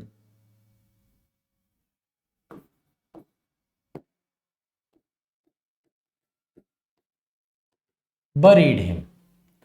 है ना। अब जब ये क्वेश्चन आपके पास एग्जाम में आया ना तो बच्चे को बड़ा ये लगा, भाई हैविंग का मतलब आफ्टर हो गया, है ना। एक बार जरा करते हैं, हैविंग का मतलब क्या हो गया? आफ्टर हो गया और किल्ड का मतलब हो जाएगा किलिंग। तो अब लेकिन पूरा सेंटेंस पढ़ोगे तो गड़बड़ दिखेगी, मतलब आ जाएगा आफ्टर आफ्टर किलिंग, ये नहीं हो सकता ना। तो आफ्टर आफ्टर किलिंग एकदम गलत हो जाएगा। आफ्टर ये वाला हम काट देंगे, सेंटेंस बनेगा having killed the man the murderer buried him. मतलब आफ्टर किलिंग द मैन, आदमी को मारने के बाद, द मर्डरर जो मर्डर करने वाला था उसने उसे दफना दिया, बरीड हिम, है ना। तो ऐसा क्वेश्चन आपको मिलेगा एक नंबर में। एक सेंटेंस और देखिए, ऐसा क्वेश्चन भी देखने को मिलता है आपको। Having helped, he thanked the businessman। ये क्वेश्चन एग्जाम में आया और बच्चा कंफ्यूज, बच्चे को लगा कि सेंटेंस सही है, बिल्कुल सही लगेगा भी आपको, बहुत सारों को लग भी रहा होगा और बहुत सारे इसमें गलती पकड़ ही नहीं पाएंगे। ध्यान देखिएगा, है ना, ध्यान दीजिएगा। पर ये क्वेश्चन कॉमनली आता है। तो मतलब क्या है? हैविंग का मतलब हो जाएगा आफ्टर। हैविंग का क्या मतलब है? आफ्टर। हेल्प्ड का मतलब क्या है? हेल्पिंग। तो आफ्टर हेल्पिंग का क्या मतलब हुआ? मदद करने के बाद। मदद करने के बाद उसने शुक्रिया अदा करा बिजनेसमैन का, मतलब मदद भी वही कर रहा है और शुक्रिया अदा भी वही कर रहा है। यही मीनिंग गलत हो गया। आप एक बात को जान लीजिए, क्या जानेंगे आप? कि ये जो सब्जेक्ट होता है ये वाला काम वही करता है। अगर हैविंग से पहले कोई सब्जेक्ट नहीं है ना, ये ध्यान से सुन लो भाई, इस पे क्वेश्चन आता है। अगर हैविंग से पहले कोई सब्जेक्ट नहीं है तो जो सब्जेक्ट यहां पे आया है उसी ने इसका भी काम किया है। तो हैविंग प्लेड का मतलब है किसने खेला? आई ने खेला है। आई आफ्टर प्लेइंग, ये वाला सेंस देगा। ऐसे ही यहां पे भी, क्योंकि हैविंग से पहले कोई सब्जेक्ट नहीं है तो शी इसका सब्जेक्ट होगा। तो she after doing her work, ये मतलब होगा वह अपना काम करने के बाद, she after doing her work. इसी तरीके से जब मैंने कहा द मर्डरर, यहां पे द मर्डरर है ना और हैविंग से पहले कोई सब्जेक्ट है नहीं, है ना, आफ्टर कोई सब्जेक्ट थोड़ी है। तो जब आपने कहा कि आफ्टर किलिंग, कौन? द मर्डरर आफ्टर किलिंग, तो ये बिल्कुल सही है, द मर्डरर हैविंग किल्ड, बिल्कुल सही है, तो मर्डरर ने ही मारा है। ऐसे जब आपने कहा यहां पे ही थैंक द बॉस, तो इसने थैंक भी किया, और क्योंकि इससे पहले सब्जेक्ट नहीं है तो ही हैविंग हेल्प्ड, मतलब ही आफ्टर हेल्पिंग, इसने मदद करने के बाद, तो इसने मदद नहीं की है, मीनिंग गलत निकल रहा है। अगर ये मदद करेगा तो फिर यही थैंक्स बोलेगा क्या? जो मदद करता है वो थैंक्स बोलता है क्या? जो मदद लेता है वो थैंक्स बोलता है। इसने मदद की नहीं है, इसकी की गई है क्या? मदद। तो ही, आप क्या बोलेंगे? ही हैविंग बीन हेल्प्ड, एक बीन लगा देंगे, बीन, नहीं समझे आप? जैसे आप बीन लगाते हैं और बीन के साथ थर्ड फॉर्म लगाते हैं तो वो पैसिव हो जाता है, मतलब इसने मदद नहीं की है, इसकी की गई है। एक सेंटेंस और देखिएगा, जैसे मैंने कहा having supported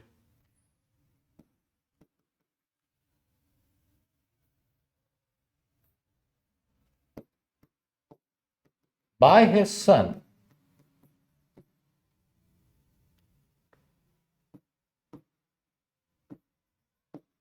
the father felt proud.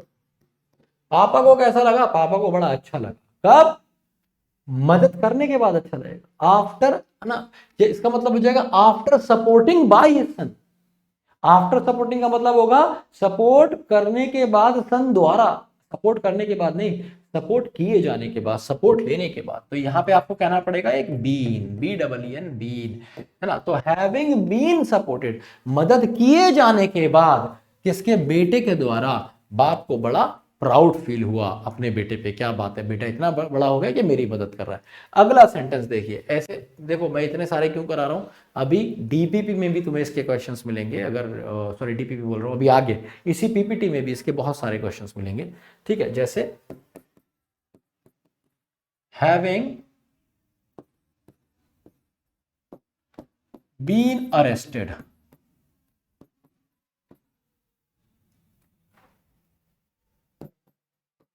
The thief was sent to jail. क्या मतलब हुआ? हैविंग बीन अरेस्टेड, अरेस्ट किए जाने के बाद, किसको? थीफ को, क्योंकि सब्जेक्ट नहीं है, तो हैविंग बीन अरेस्टेड, अरेस्ट किए जाने के बाद किसको? थीफ को, the thief was sent to jail, thief को, चोर को कहां भेज दिया गया? जेल भेज दिएगा, कोई दिक्कत नहीं। अब ऐसा ही एक क्वेश्चन एग्जाम में आया, having arrested the police sent him to the court of law, ऐसे समझ लीजिए। तो हैविंग अरेस्टेड का क्या मतलब हुआ? आफ्टर अरेस्टिंग, अरेस्ट करने के बाद, किसके द्वारा? पुलिस के द्वारा, आफ्टर अरेस्टिंग, उसके बाद the police sent him to court, तो अरेस्ट भी किसने किया? पुलिस ने किया, कोई दिक्कत नहीं है, पुलिस ही इसका सब्जेक्ट है। पर यहां पे थीफ ने अरेस्ट नहीं किया था, थीफ को किया गया था, इसलिए बीन आया। बात समझ में आ रही है? जहां पे ये सब्जेक्ट काम नहीं करेगा, इस पर काम किया जाएगा, जैसे ये इसने अरेस्ट नहीं किया, इसको किया गया, इसलिए बीन आया। ऐसे ही ये जो फादर है, तो फादर ने सपोर्ट नहीं किया, फादर को सपोर्ट किया गया, इसलिए बीन आया। ऐसे ही ये जो ही है, इसने मदद नहीं करी, इसकी मदद करी गई, इसलिए बीन आया। एक सेंटेंस और देख लो, कोई भी कंफ्यूजन रहेगा तो दूर हो जाएगा। जैसे बस इतना सोचना है, बीन आएगा नहीं आएगा। Having delivered the lecture, the professor left the hall. क्या मतलब हुआ? हैविंग डिलीवर्ड का डिलीवर करने के बाद, क्या चीज? लेक्चर, लेक्चर डिलीवर करने के बाद the professor left the hall, तो लेक्चर किसने डिलीवर किया? प्रोफेसर ने डिलीवर किया, इसलिए बीन नहीं आएगा। ठीक है, अगर यही सब्जेक्ट काम करता है तो बीन नहीं आता है, लिख दूंगा अभी। ठीक है, एक सेंटेंस और, having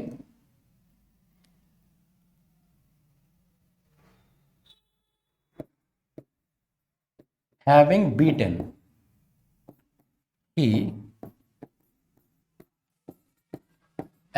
he filed an FIR, क्या मतलब हुआ? हैविंग बीटन का मतलब है आफ्टर बीटिंग, पीटने के बाद। ही फाइल्ड एन एफआईआर, मतलब इसी ने मारा, यही एफआईआर करेगा। ऐसा तो हमारे यूपी में होता है, ठीक है। तो ये क्या है, ऐसा थोड़ी होता है। तो हैविंग बीटन, तो क्या हो जाएगा? Having beaten he filed an FIR, it should be having been beaten, पीटे जाने के बाद। ये पीट ना, कि ये ही ने काम नहीं किया, ये ही ने नहीं मारा है, ही पिटा है। तो हैविंग बीन बीटन, पीटे जाने के बाद ही फाइल्ड एन एफआईआर, उसने एक एफआईआर कराई। तो उम्मीद है ये आपको समझ में आ गया होगा। एक बार 1 मिनट में पूरा हैव का ये रूल फोर्थ में आपको समझाता हूं। रूल फोर्थ में मैंने आपको क्या बताया कि हैव, हैज, हैड, हैविंग, ये एक ऑक्सिलरी वर्ब है। ऑक्सिलरी वर्ब का मतलब होता है जो कभी काम करती है मेन वर्ब की तरह और कभी काम करती है हेल्पिंग वर्ब की तरह। जब भी कोई वर्ब मेन वर्ब की तरह काम करती है तो बताती है अपना एक्चुअल मीनिंग। जैसे हैव, हैज, हैड का एक्चुअल मीनिंग ये सारे होते हैं। पता कैसे चलेगा? सेंटेंस आपको अपने आप बता देगा सेंस में। यहां पे मैंने आपको एग्जांपल्स भी दिए। फिर मैंने बताया कि ये वर्ब कभी भी अगर मेन हेल्पिंग वर्ब की तरह यूज होती है तो अकेले नहीं आती, क्योंकि कोई भी हेल्पिंग वर्ब कभी अकेले नहीं आती है। अपने साथ हमेशा और हमेशा एक कौन सी फॉर्म लेती है? एक मेन वर्ब लेती है, और वो हमेशा थर्ड फॉर्म में होगी, है ना। ये देख लो भैया, third form, third form, third form, third form, third form, third form, third form. Meaning ING का देगी वो अलग बात है कभी कभी, पर आएगी third form, third form, third form. Have, has, had, having के बाद हमेशा थर्ड फॉर्म। इसके बाद मैंने तुम्हें बताया कि अगर तुम्हें कहीं हैविंग के साथ थर्ड फॉर्म दिखे तो वो परफेक्ट पार्टिसिपल होता है। परफेक्ट पार्टिसिपल का मतलब होता है उसका मीनिंग बदल जाएगा, है ना। हैविंग का मतलब आफ्टर जैसा आएगा और आईएनजी का सेंस देगी थर्ड फॉर्म जो हैविंग के साथ लगी होगी, है ना। अब इसमें सब्जेक्ट का भी खेल है। अगर यहां पे कोई सब्जेक्ट मेंशन नहीं है तो इसका मतलब इसका सब्जेक्ट कौन सा है? हैविंग डन का सब्जेक्ट कौन सा है? वही जो इसके आगे लिखा है कॉमा के बाद, है ना। तो ऐसे ही इसका सब्जेक्ट कौन होगा? आई। इसका सब्जेक्ट कौन होगा? शी। तो शी ने ही अपना काम किया, इसलिए बी नहीं आया। अब एक चीज और मैंने इसमें तुम्हें बताई, क्या बताई? ये नोट कर लेंगे आप। When subject does the work, do not use been, तब आप बीन का इस्तेमाल नहीं करेंगे जब सब्जेक्ट काम करता है। when वर्क या फिर एक्शन जिसे आप कहते हैं इंग्लिश में, is done on the subject, जब सब्जेक्ट पे काम किया गया होता है, on the subject use been, तब आप बीन का इस्तेमाल करेंगे। ये मैंने बीच में व्हाइट मार्कर से लिख दिया है ना। जैसे भाई यहां पे मर्डर भी के आदमी को मारा किसने? इसने ही मारा, इसलिए बीन नहीं आया। सब्जेक्ट काम कर रहा है, यहां पे सब्जेक्ट है ही, तो ही काम कर रहा है। तो क्या हुआ?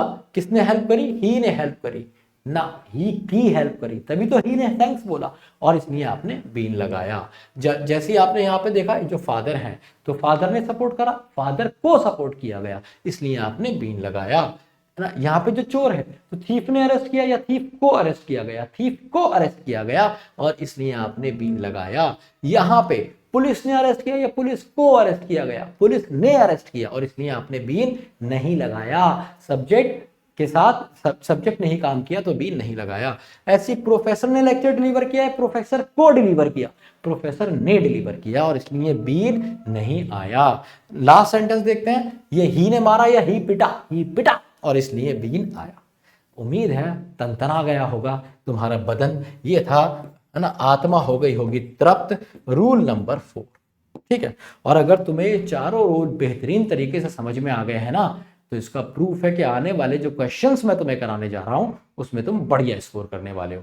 तो मैं तुम्हारे प्यार में लेके आया हूं आगे 25 क्वेश्चंस, और जो भी 20+ स्कोर कर लेगा समझ लेना उसे 4 रूल्स ये वाले समझ में आ गए हैं, है ना। 2 3 4 गलतियां हो सकती हैं क्योंकि अभी और भी प्रैक्टिस करनी है तुम्हें इसकी, ठीक है। तो ये 4 रूल उसे समझ में आ गए हैं जो आगे के 25 में से 20 क्वेश्चन मेरे साथ बना देगा, कम से कम 20। अगर 20 से कम है ना तो इस वीडियो को दोबारा देखना पड़ेगा, वर्क करना पड़ेगा, है ना। तो कोशिश करनी है स्कोर करने की, मैं आपको टाइम भी दूंगा।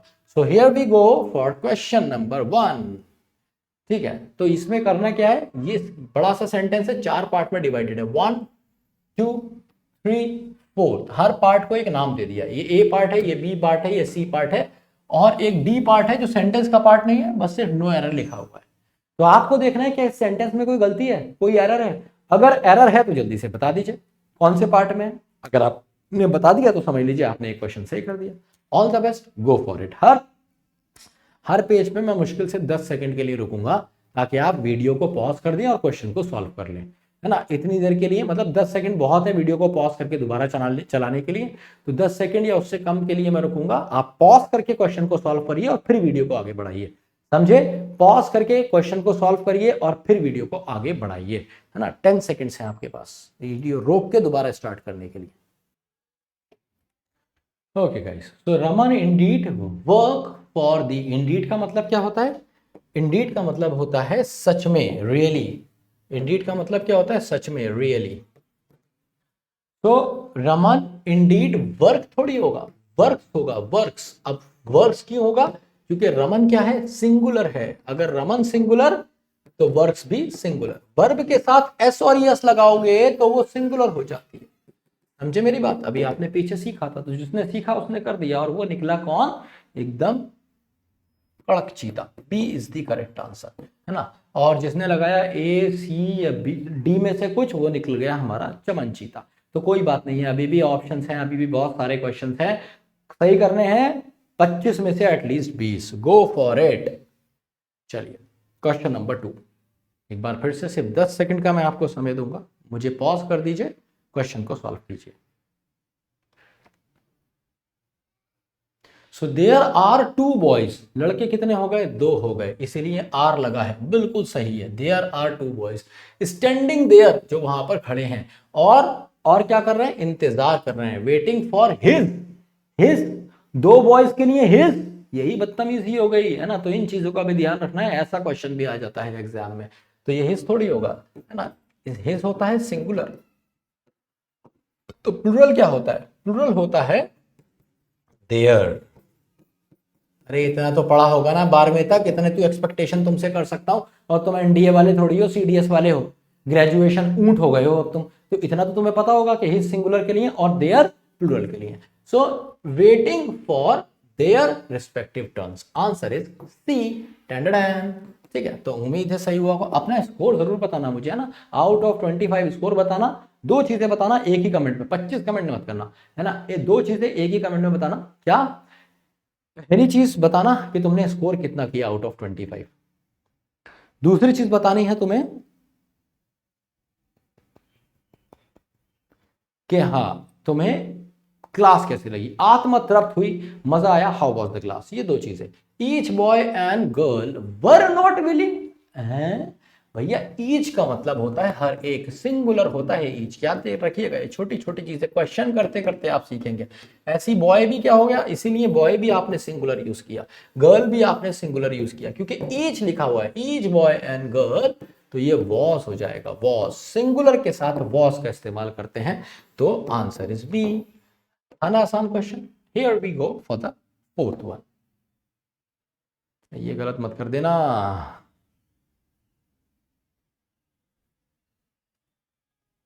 ये क्वेश्चन जो है ना, अब ये ऐसा वाला क्वेश्चन है, ये रूल से नहीं होगा। इस क्वेश्चन में आपको देखना पड़ेगा मीनिंग। मीनिंग का मतलब है if I was to travel, तो मतलब हो जाएगा if I was to travel का अगर मैं ट्रेवल होता, या पता नहीं क्या क्या, if I was to travel अजीब सा सेंस देगा, है ना। बट अगर आप कह देंगे if I were to travel, तो ये हो जाएगा हाइपोथेटिकल। हाइपोथेटिकल का क्या मतलब है? If I were to travel का मतलब होगा अगर, ओहो इसमें एक गलती हो गई, इसमें सारे ही ऑप्शन गलत हैं। ये हाइपोथेटिकल का भी केस नहीं है। आई वर के बाद कुछ होता ना तो होता। यहां पे आप लिखेंगे एक ऑप्शन मैं इसमें अपने पास से डाल रहा हूं, इस क्वेश्चन को हम काउंट नहीं करेंगे। तो आपको 25 में से आपको अब स्कोर लेके आना है 19, क्योंकि ये क्वेश्चन मैं काउंट नहीं कर रहा। तो इफ आई हैड हो जाएगा, हैड। हैड क्यों होगा? क्योंकि आपको सेंस देना पड़ेगा, अगर मुझे करना होता, है ना, तो हैड वाला सेंस आएगा। तो if I had to travel to New York, अगर मुझे ट्रेवल करना होता New York, I would visit the Empire State Building first. तो सबसे पहले मैं कहां जाता? एम्पायर बिल्डिंग में सबसे पहले जाता। तो इफ आई हैड आना चाहिए। तो आप आंसर इसमें सी लगा देंगे, हैड। एक ऑप्शन मैंने अपने पास से हैड किया, वर काट के हैड, है ना, ये वॉस काट के हैड कर लेते हैं, ठीक है, कोई बात नहीं, वॉस यहां करते हैं, वॉस काट के हैड कर लेते हैं, तो आंसर इसका बी हो जाएगा, बी इसका आंसर हो जाएगा। ठीक है, तो ये उम्मीद है क्वेश्चन समझ में आ गया होगा भाई। जैसे मैं कहूं मुझे स्कूल जाना था, तो मैं क्या कहूंगा, I had to go to school, I had to go, मुझे जाना था, या मैं बोलूंगा आई वॉज टू गो,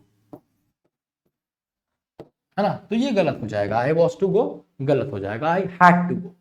चलिए अब बढ़ते हैं आगे, question number 5, go for it.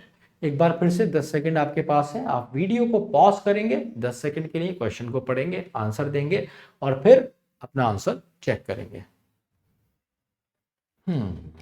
बढ़िया क्वेश्चन है।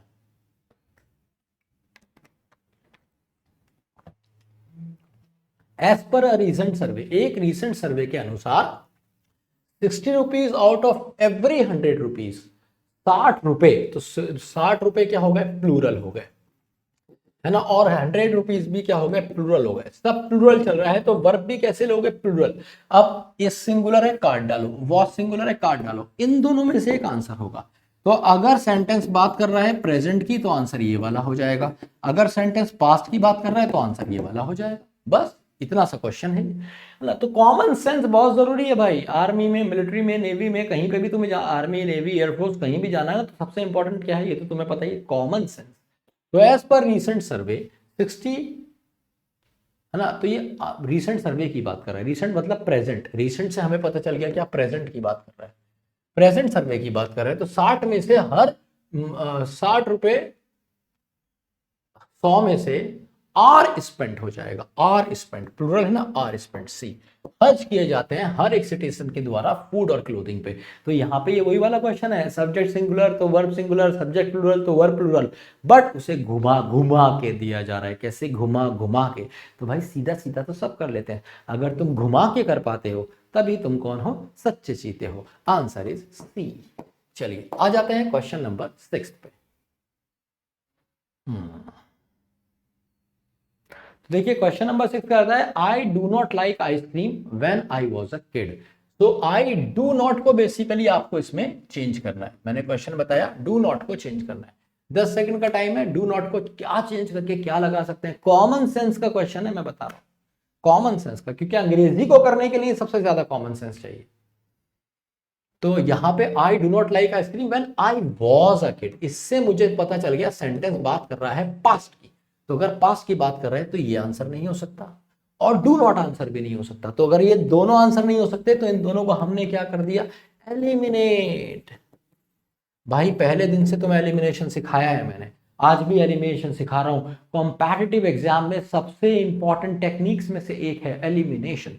ठीक है, आई डिड नॉट, तो अब ये क्या हो जाएगा, I did not like ice cream, मुझे पसंद नहीं थी आइसक्रीम, ठीक है, when I was a kid, जब मैं एक बच्चा था, तो बिल्कुल सही है। अब कुछ ने जिसने हैडंट लगाया उनका गलत हो गया, क्योंकि हैड के बाद मेरे बच्चे थर्ड फॉर्म भी तो लगाओगे, क्या यहाँ पे थर्ड फॉर्म है, क्या यहाँ पे लाइक्ड लिखा है, लाइक्ड, अगर यहाँ पे लाइक्ड लिखा होता तो तुम थर्ड फॉर्म लगाते, लेकिन यहाँ पे लाइक्ड नहीं लिखा, लिखा है लाइक, तो तुम लगाओगे didn't, answer is A.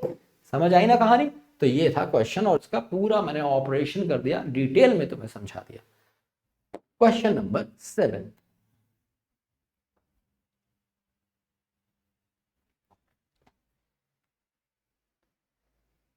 Eventually we reach the point where the technology did everything. हा, एक बार फिर से क्वेश्चन किस कहां लेकर जा रहा है आपको, प्रेजेंट और पास्ट का कॉमन सेंस पे आपको आंसर लगाना है। सो इवेंचुअली, इवेंचुअली का मतलब होता है फाइनली, फाइनली वी रीच, हम पहुंच गए उस पॉइंट पे जहां पे the technology did everything we need. अब देखो यहां भी प्रेजेंट है ना, यहां भी प्रेजेंट, सब जगह प्रेजेंट है, तो भैया ये भी तो प्रेजेंट में रहेगा ना, ये डिड क्यों लिख रहे हो, इसे पास्ट में क्यों पहुंचा रहे हो, इसे भी प्रेजेंट में लिखो। तो पहले तो पास्ट वाले काट दो, तो नो एरर आंसर नहीं हो सकता क्योंकि डिड गलत है। इसी के साथ साथ डिड एक यहाँ पे भी दे रखा है, ये भी आंसर नहीं हो सकता, ये भी गलत है। तो ये दोनों ऑप्शन एक जैसे हैं, है ना। ऐसे ऑप्शन भी एग्जाम में आपको मिल जाते हैं कभी कभी, तो चिंता नहीं करना, दोनों ही गलत है ना। तो अब आएगा या तो डज या आएगा डू। तो सिंगुलर प्लूरल देखना है। टेक्नोलॉजी की बात हो रही है, टेक्नोलॉजी है या टेक्नोलॉजीज है? टेक्नोलॉजी है। टेक्नोलॉजी का मतलब है चीते, ये हो जाता है सिंगुलर। तो अगर वर्ब इस्तेमाल हुई है सिंगुलर, वो सब्जेक्ट इस्तेमाल हुआ है सिंगुलर, तो वर्ब भी कैसी आएगी? सिंगुलर। आंसर हो जाएगा सी। उम्मीद है समझ आ गया होगा। क्वेश्चन नंबर 8, फटाफट करना है भाई, बहुत तेज, 10-10 सेकंड का टाइम इसीलिए दे रहा हूं।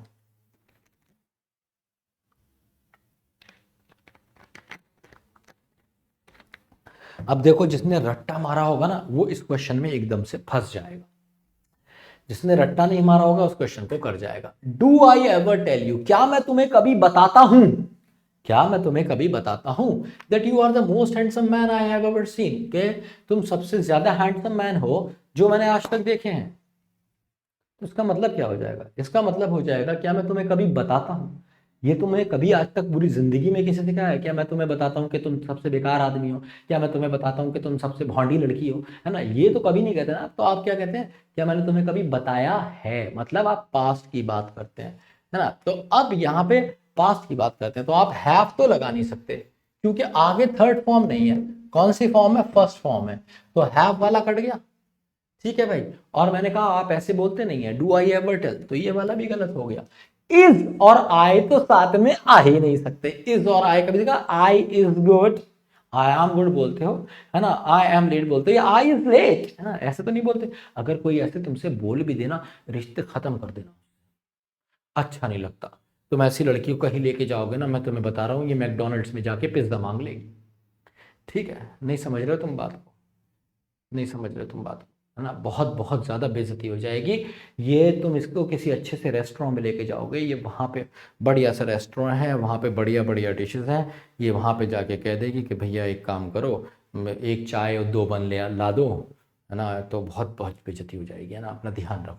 तो इसलिए क्या होना चाहिए? डिड आई एवर टेल होना चाहिए। A is the correct answer, did I ever tell. Next question, did क्यों होगा? पास्ट। क्या मैंने तुम्हें कभी बताया था, क्या बताया था या बताया है? बताया था that you are the most handsome man I have ever seen. अगले क्वेश्चन में आएंगे, question number 9, go for it, 10 seconds का टाइम आपके पास।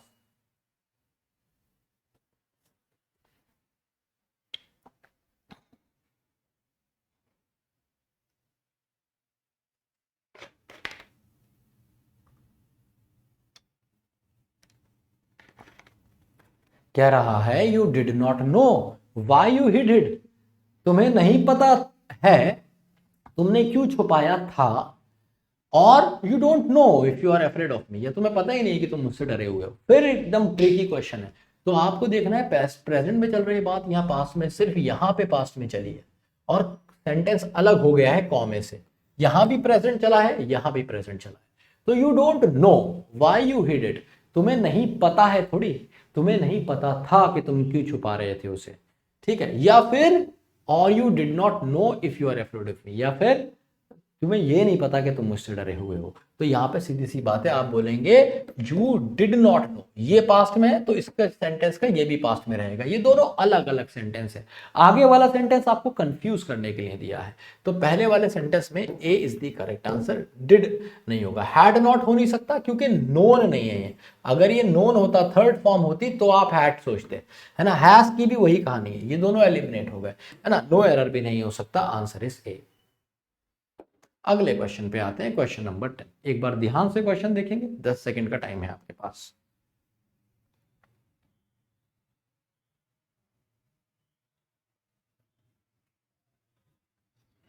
क्वेश्चन नंबर 10 कहता है आई डोंट न्यू। जो एकदम चीता बच्चा है ना, एकदम पकड़ लिया होगा उसने, इस क्वेश्चन को करने के लिए अटेम्प्ट करने की जरूरत नहीं है, सूंघ के हो जाएगा क्वेश्चन। देखा, सूंघा हो गया, इतना आसान क्वेश्चन है भाई। डिड डू डस के साथ हमेशा वर्ब की फर्स्ट फॉर्म आती है, तो ये नो हो सकता है। नोज भी नहीं हो सकता क्योंकि एस और एस भी नहीं लगाते हैं। थर्ड फॉर्म भी नहीं हो सकती और न्यू भी नहीं हो सकता। आंसर इज ए। चलिए क्वेश्चन नंबर 11, ये तो बड़ा आसान क्वेश्चन था भाई। फिर से आपके पास 10 सेकंड का समय है, आराम से क्वेश्चन को देखिए। कुछ नए कॉन्सेप्ट भी आपको ना इन क्वेश्चंस के थ्रू मैं बार बार समझा रहा हूँ, तो ये आपको बहुत फायदा करेंगे। हर क्वेश्चन के पीछे एक बड़ा कॉन्सेप्ट भी है, ठीक है, कुछ नया कॉन्सेप्ट भी है। तो he as well as his brother have submitted, तो वो कह रहे हैं वो एज वेल एज। अब जब भी हम इसे ऐसे लिखते हैं ना, आपके सीडीएस एग्जाम में ना पंचुएशन नहीं आती, ना ही पंचुएशन के एरर्स को माना जाता है, ठीक है, और क्वेश्चन सीधा ऐसे बिना पंचुएशन के लिख दिया जाता है। बट अगर आप इसे स्टैंडर्ड रिटन ग्रामर के अकॉर्डिंग ठीक करेंगे ना सेंटेंस को, तो यहां पे 2 कॉमा लगेंगे, एक ही के बाद और एक हिज ब्रदर के बाद।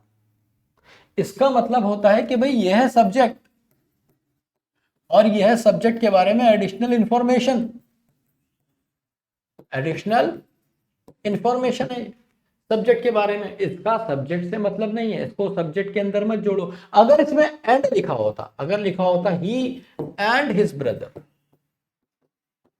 तो आप इन्हें 2 काउंट करते, एक ही और एक इसका ब्रदर, 1 + 1 2 हो जाते। लेकिन यहां पे ये 2 नहीं है, क्योंकि पहली बात कॉमा लगा है जो क्वेश्चन में नहीं लगा हुआ मिलेगा आपको एग्जाम में, पहली चीज। दूसरी चीज क्या है कि एज वेल एज एंड जैसा नहीं होता, एज वेल एज होता है और ये भी एंड जैसा नहीं होता, एंड से बिल्कुल अलग तरीके से ट्रीट होता है। तो यहाँ पे मेन सब्जेक्ट ही है और ही के अकॉर्डिंग हैव लगा हुआ है। यहाँ पे कहना मैं चाहता हूं ही हैज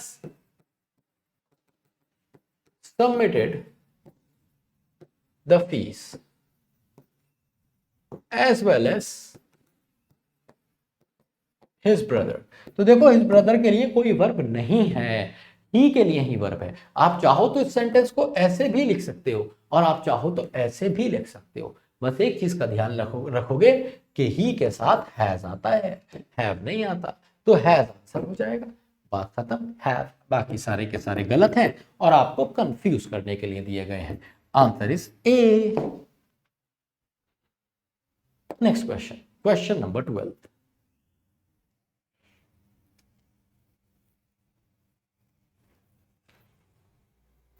अब एक नया कॉन्सेप्ट आपको यहां पे देखने के लिए मिलेगा, है ना। पुलिस के साथ आप बार बार गलती करते हैं। ये क्वेश्चन नाउन में भी मैं आपको दोबारा से पढ़ाऊंगा, बट याद रखिए कहीं भी अगर आपको ये दिख जाए ना, पुलिस, पब्लिक, वर्मेन,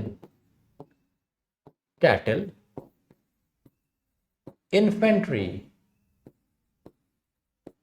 जेंट्री, इनके मीनिंग भी बता दूंगा। Cavalry, poultry, people, children. तो याद रखिए ये सारे के सारे क्या हैं, प्लूरल हैं, प्लूरल।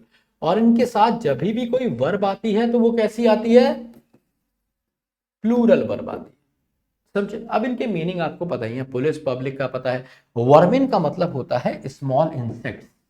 वर्मिन का क्या मतलब है, स्मॉल इंसेक्ट्स, छोटे से कीड़े मकोड़े। जो मतलब वर्मी कंपोस्ट के नाम से एक फर्टिलाइजर भी आता है जो खेतों में किसान वगैरह यूज करते हैं। तो वर्मी मतलब स्मॉल इंसेक्ट्स ना। इनको पाला जाता है, ये काम करते हैं, मतलब जो सॉइल होती है उसकी फर्टिलिटी बेटर कर देते हैं। कैटल आप जानते हैं, कैटल भेड़, मवेशी जिसे आप बोलते हैं, मवेशी, जिसमें आपका शीप, गोट, ये सारे के सारे कैटल होते हैं। इन्फेंट्री का क्या मतलब होता है, इन्फेंट्री का मतलब होता है पैदल सैनिक, सैनिक मतलब सोल्जर्स ऑन फुट, पैदल सैनिक। और कैवलरी का मतलब होता है सोल्जर्स ऑन हॉर्सेस, घुड़सवार सैनिक। पोल्ट्री का मतलब आप जानते हैं मुर्गी पालन होता है। जेंट्री का मतलब होता है एलीट क्लास ऑफ पीपल, मतलब लोग। जेंट्री मतलब लोग एकदम पढ़े लिखे अच्छे, है ना, rock star, film star, singers, businessman, ये सारे जेंट्री में आते हैं। चलो भाई, पीपल आपको पता है, चिल्ड्रन आपको पता है, पोल्ट्री मुर्गी पालन। तो इन सब के साथ आप प्लूरल वर्ब यूज करेंगे, इसीलिए आप द पुलिस हैज नहीं कह सकते। ये द पुलिस हैज बदतमीजी हो गई और गलत हो गया। ये गलत हुआ तो नो एरर वाला भी गलत हो गया, ठीक है। और द पुलिस के साथ आप हैड भी नहीं लगाएंगे, सेंटेंस पास की नहीं हो रही है, पास की बात नहीं कर रहा है, तो या तो हैव लगाएंगे या फिर आर लगाएंगे, दोनों ही प्लुरल है तो मीनिंग समझिए। The police are not decided का मतलब होगा पुलिस को नहीं डिसाइड किया गया है, तो आर यहां पे बदतमीजी हो जाएगी, आर को काट के आप कहेंगे have. The police have not decided, police ने डिसाइड नहीं किया है, क्या डिसाइड नहीं किया है, वेदर और not to charge the 5 young man, कि ये 5 जवान लड़कों को चार्ज किया जाए या नहीं चार्ज किया जाए with possessions of illegal arms, के जवान लड़के इनका करियर नहीं खराब हो जाए, तो पुलिस ने अभी डिसाइड नहीं किया है कि इनको चार्ज किया जाए, इन पे चार्जेस लगाए जाए या नहीं लगा जाए। ये मीनिंग था सेंटेंस का, आंसर हो गया ए है। पूरा एक्सप्लेन किया, एक एक चीज बताइए, अब कंफ्यूजन नहीं रहना चाहिए, नोट्स बनाते रहिए। इस पीपीटी को इसको आप अपने पास डाउनलोड कर सकते हैं, आपके पास पीडब्ल्यू ऐप होगा, it will help you a lot. चलिए क्वेश्चन नंबर 13,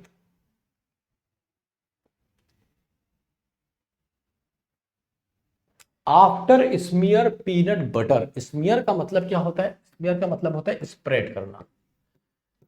तो भाई देखो, मैंने आपको अभी क्लास में बताया था कि आफ्टर के बाद आप आईएनजी फॉर्म का इस्तेमाल करेंगे, जैसे हैविंग के बाद आप थर्ड फॉर्म का इस्तेमाल करते हैं, है ना। हैविंग का मतलब आफ्टर हो जाता है, थर्ड फॉर्म का मतलब आईएनजी हो जाता है। लेकिन अगर आप आफ्टर से ही सेंटेंस बनाएंगे तो आईएनजी यूज करेंगे, थर्ड फॉर्म और कोई फॉर्म नहीं यूज कर सकते। क्यों? क्योंकि एक नियम है अंग्रेजी भाषा का जो आपको बचपन से 55 तक याद रखना है, क्या कि प्रेपोजिशन के बाद, प्रेपोजिशन के बाद अगर कभी भी कोई वर्ब जैसी चीज दिखती है आप, तो वो हमेशा अपनी आईएनजी फॉर्म में होगी। ठीक है, अगर वर्ब जैसी कोई चीज दिखती है तो वो हमेशा और हमेशा अपनी आईएनजी फॉर्म में होगी। तो आफ्टर स्मीयर नहीं, आफ्टर स्मीयरिंग, आफ्टर स्मीयरिंग करेंगे आप, तो आफ्टर स्मीयरिंग, ये सी इसका करेक्ट आंसर हो जाएगा। अच्छा, आफ्टर और हैविंग लिख नहीं सकते, आफ्टर हैविंग का मतलब क्या हो जाएगा, आफ्टर हैविंग पीनट बटर, तो आफ्टर ईटिंग पीनट बटर जैसा हो जाएगा, and jam on whole wheat bread. तो यहाँ पे स्मीयर को ध्यान रखते हुए हम आंसर सी लगाएंगे। स्मीयर का मतलब क्या होता है, फैलाना, स्प्रेड करना, बताया था ना मैं। आफ्टर स्प्रेडिंग, स्प्रेड करने के बाद पीनट बटर और जैम होल मीट ब्रेड पे उसने क्या किया, for a lunch on the fly. Lunch on the fly का मतलब है बस मतलब जल्दी जल्दी खाया। जैसे मान लो काम कर रहा हूँ, आज मेरी 2 क्लासेस हैं जो मुझे रिकॉर्ड करनी है, तो इस क्लास के फौरन बाद में जल्दी जल्दी I will take my lunch on the fly, मतलब जल्दी जल्दी खाऊंगा और खा के फिर दूसरी क्लास रिकॉर्ड करूंगा। ठीक है, so Dean knocked on Martha's door, Dean ने जल्दी से मार्था के डोर पे नॉक किया, तो आंसर हो जाएगा सी। क्वेश्चन नंबर 14, तो मुझे उम्मीद है स्कोर तो कर रहे होगे। शी, ओ माय गुडनेस, ये कोई क्वेश्चन है, एकदम पप्पू क्वेश्चन है, इसको गलत करने वाला चमन चीता, है ना, तो मैं नहीं चाहता कि कोई चमन बने। आंसर बहुत आसान है, शी के साथ यूज होगी सिंगुलर वर्ब, तो answer should be she has, A is the correct answer. बाकी सारे के सारे गलत हैं और आपको कंफ्यूज करने के लिए दिए गए हैं। Question number 15, once again go for it, 10 seconds.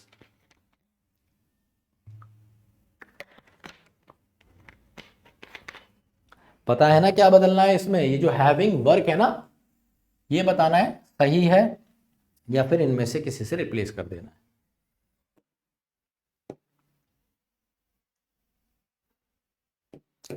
तो ये कह रहा है हैविंग वर्क, बदतमीजी हो गई ना, हैविंग के साथ हमेशा थर्ड फॉर्म आती है, तो हैविंग वर्कड हो जाएगा। तो हैविंग वर्कड का मतलब हो जाएगा आफ्टर, वर्क मतलब working, after working, answer is B. Having working गलत हो जाएगा, हैविंग के साथ थर्ड फॉर्म आती है, आईएनजी नहीं आती। हैविंग बीन वर्ड का मतलब हो जाएगा काम कराए जाने के बाद, पब्लिक और प्राइवेट सेक्टर दोनों में शी इज द मोस्ट, तो काम कराए जाने के बाद नहीं, काम करने के बाद। इसने काम किया है या इसने कराया है, इसने काम किया है तो बीन नहीं आएगा, आंसर इज बी। ऐसी तो सिखाया है। नेक्स्ट क्वेश्चन, ये भी बना दोगे ना, पता है मुझे सब पता है कि तुम क्वेश्चन भटाक से बना दोगे। इट इज टाइम, यू के साथ second form of the verb आती है। It is time, you played well, it is time, it is high time, it is important time, ये सब मैंने तुम्हें कराया है। ए इज द करेक्ट आंसर, बाकी गलत गलत गलत गलत गलत। नेक्स्ट क्वेश्चन फिर आ गया, इट इज अबाउट टाइम, है ना। अबाउट टाइम भी क्या है, अरे it is about time, it is high time, ये सब सिखाए हैं। तो शी हेल्प्स नहीं होगा, second form of the verb आनी चाहिए, इट शुड बी हेल्प्ड। तो ढूंढ लो जरा हेल्प्ड कहाँ है, ये गलत, helped, C is the correct answer. तो भैया जो तुमसे 19 स्कोर करने के लिए कहा गया है ना, उसमें से कुछ क्वेश्चन कतई पप्पू क्वेश्चन है जिसे आप आसानी से बना सकते हैं, तो इसीलिए स्कोर 19 कहा गया है। अब 19 से भी कम लाओगे तो सोचो कहाँ स्टैंड करोगे। नेक्स्ट क्वेश्चन, सारे का सारे क्वेश्चन मैंने बेस्ड उसी पे किए हैं, थोड़े थोड़े इधर उधर हिलाए हैं एक दो क्वेश्चंस, बाकी ज्यादातर क्वेश्चंस को मैंने उसी पे बेस्ड किया है जो आज पढ़ाया है। डू यू रियली थिंक, क्या तुम्हें सच में लगता है, it is high time to working honestly, तो टू आ गया, it is high time to आ गया, तो टू के बाद आईएनजी लगाओगे क्या, नहीं, कौन सी फॉर्म, टू के बाद फर्स्ट फॉर्म, बता चुका हूं ना, टू के बाद फर्स्ट फॉर्म, आज ही बताया था। तो फर्स्ट फॉर्म ये सिंगुलर वाली नहीं होगी, ये तो सिंगुलर है, कौन सी आती है, फर्स्ट फॉर्म ये वाली, सी आंसर होगा। सेकंड फॉर्म भी पॉसिबल नहीं है और नो एरर तो होगा ही, क्योंकि वर्किंग यहां नहीं आ सकता, आंसर इज सी। तो क्या तुम्हें सच में लगता है, do you really think it is high time, कि यही समय हाई समय है, इंपॉर्टेंट समय है टू वर्क ऑनेस्टली, कि हम ईमानदारी से काम करें, it should B work. Clear, question number 18। 19,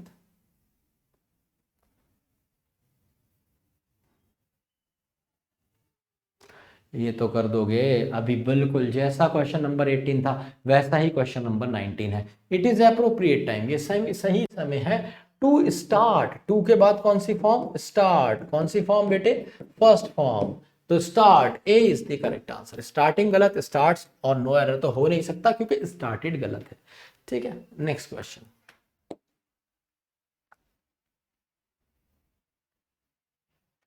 10 second देता हूं इसलिए कि आप वीडियो को पॉज करें, पॉज करने के बाद आंसर करें और आंसर करने के बाद मेरे आंसर से उसे मैच कर लें।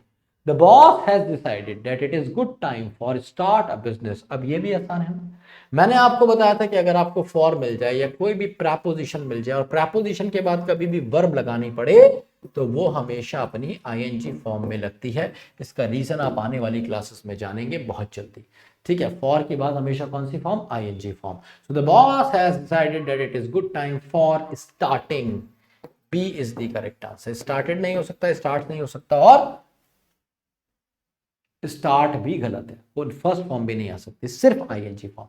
तो बॉस ने डिसाइड किया कि ये सही समय, अच्छा समय है नया बिजनेस स्टार्ट करने के लिए या बिजनेस स्टार्ट करने के लिए। क्वेश्चन नंबर 21,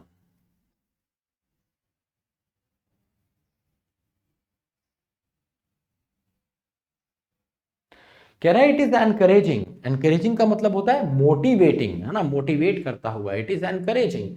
क्या एनकरेजिंग है, टू सी इंडियाज इंडिजेनवर्स, इंडिया के इंडिजेनवर्स सिनेमा इज गोइंग प्लेसेस, के इंडिया के जो इंडिजेनवर्स, इंडिजेनवर्स का मतलब है लोकल, वहीं के आसपास वाले, जैसे साउथ के सिनेमा, साउथ की मूवीज कहाँ कहाँ जा रही हैं, RRR और पता नहीं कहाँ कितने कितना पैसा कमा रही है ना, तो यही बात कहना चाहता है। तो इंडिजेनवर्स का मतलब होता है वहीं के, it should B native, native. वो क्या आपका क्वेश्चन था भाई, वो क्या आपके भी क्वेश्चन डालूंगा।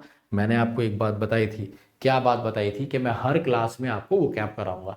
तो शुरू में भी कुछ वो कैप कराई थी, अब लास्ट में रिवीजन कर लीजिए वो कैप का, क्या दिक्कत है। तो होमोजेनस का मतलब होता है सेम, जैसे होमोजेनियस मिक्सचर होता है ना, अगर आप पानी के अंदर चीनी घोल देंगे तो वो मिक्सचर होमोजेनस हो जाएगा, है ना, मतलब जो घुल जाए आसानी से, जैसे मिल्क और पानी होमोजेनस मिक्सचर मिक्स हो जाएगा, है ना। और इनक्रिमिनेटेड का क्या मतलब होता है, इनक्रिमिनेट मतलब टू मेक क्रिमिनल, इनक्रिमिनेट का मतलब होता है किसी को क्रिमिनल बनाना या किसी को क्रिमिनल मानना, ऐसा कुछ सेंस देता है। ठीक है, एनकरेज आपको पता ही है, मोटिवेट, तो आंसर इज डी। चलिए एक और वो क्या आपका क्वेश्चन, तो हर क्लास में आप देख रहे हैं अभी मैं रूट वर्ड्स भी करा रहा हूं और साथ साथ सिनोनिम्स भी आपके चल रहे हैं, तो सिनोनिम्स भी जरूरी है। The ability to imagine and conceive, conceive का मतलब होता है think. A common good is inconsistent, with what is known as pleonexia. ऐसा क्वेश्चन आता है, प्लेनोक्सिया वर्ड दे रखा है, इसका मीनिंग बताना है। पहले मीनिंग समझते हैं सेंटेंस का। कह रहा है कौन सी क्षमता, इमेजिन करने की और सोचने की।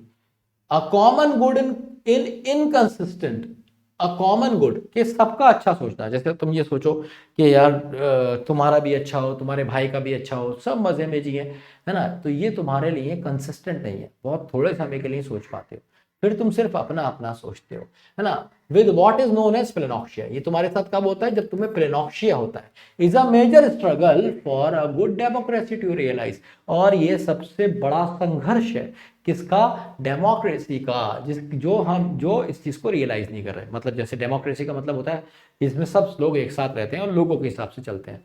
पर अगर कुछ लोग ऐसे हैं जिनको प्लेनोक्सिया है, प्लेनोक्सिया का मतलब है यहाँ पे ऐसा कि वो कंसिस्टेंट नहीं हो पा रहा है, प्लेनोक्सिया वाली प्रॉब्लम है। तो एक प्रॉब्लम आ जाएगी प्लेनोक्सिया से, क्या कि वो दूसरे का अच्छा हमेशा नहीं सोच पाएंगे। मतलब कुछ जैसे तुमने देखा ना, यूपी वाले अपना अपना सोच रहे हैं, मुंबई वाले मतलब महाराष्ट्र वाले अपना अपनी भाषा को लेके बहुत प्राइड फील करते हैं और वो चाहते हैं कि हमारी भाषा, मतलब ये तो ठीक है कि अपनी भाषा को लेके प्राइड फील करें, प्राउड फील करें, इट्स वेरी गुड, लेकिन आप दूसरे को नीचा समझे, ये बदतमीजी है ना। आप ऊंचे हैं ना, सनी देओल ने क्या बोला, तुम्हारा पाकिस्तान जिंदाबाद है, इससे एतराज नहीं है, हिंदुस्तान जिंदाबाद था, जिंदाबाद है और जिंदाबाद रहेगा ना। तो आपको ऐसी ऐसी तो सोचना है कि मुझे तेरे से मतलब नहीं है, तू अपना जिंदाबाद कर या मुर्दाबाद कर, मैं अपनी भाषा की, अपने रिलीजन की, अपनी कास्ट की, है ना, वो इंसल्ट, मतलब खैर छोड़ो, ज्यादा कंट्रोवर्सी हो जाएगी, बहुत सिंपल है, एक लाइन में बता देता हूं कि ओपन माइंडेडनेस का मतलब होता है कि हम सबको साथ में लेके चलें, नहीं तो कहीं ना कहीं आप प्लिनोक्सिया के शिकार होते हैं। ठीक है, तो प्लिनोक्सिया का क्या मतलब होता है, प्लिनोक्सिया का मतलब होता है greed to accumulate more and more wealth, है ना। जब हमारे अंदर नफरत आती है ना, तो हम दूसरे को तरक्की करते हुए भी नहीं देखते, इसीलिए पड़ोसी ने अगर स्कॉर्पियो ली है तो फुक आप रहे हैं, है ना, कहीं कहते हैं ना। And jealous is a mild form of hatred, आप ऐसे कह सकते हैं। अगर आप किसी से जल रहे हैं या आप उससे एनवी कर रहे हैं, तो एक माइल्ड पार्ट है आपकी नफरत का। अगर आप इस चीज को कंटिन्यू करेंगे तो आप हेट्रेट, कल आप उससे नफरत करने लगेंगे। और जब आप किसी से कहते हैं ना मैं इससे नफरत करता हूं, तो नुकसान आपका ही होता है।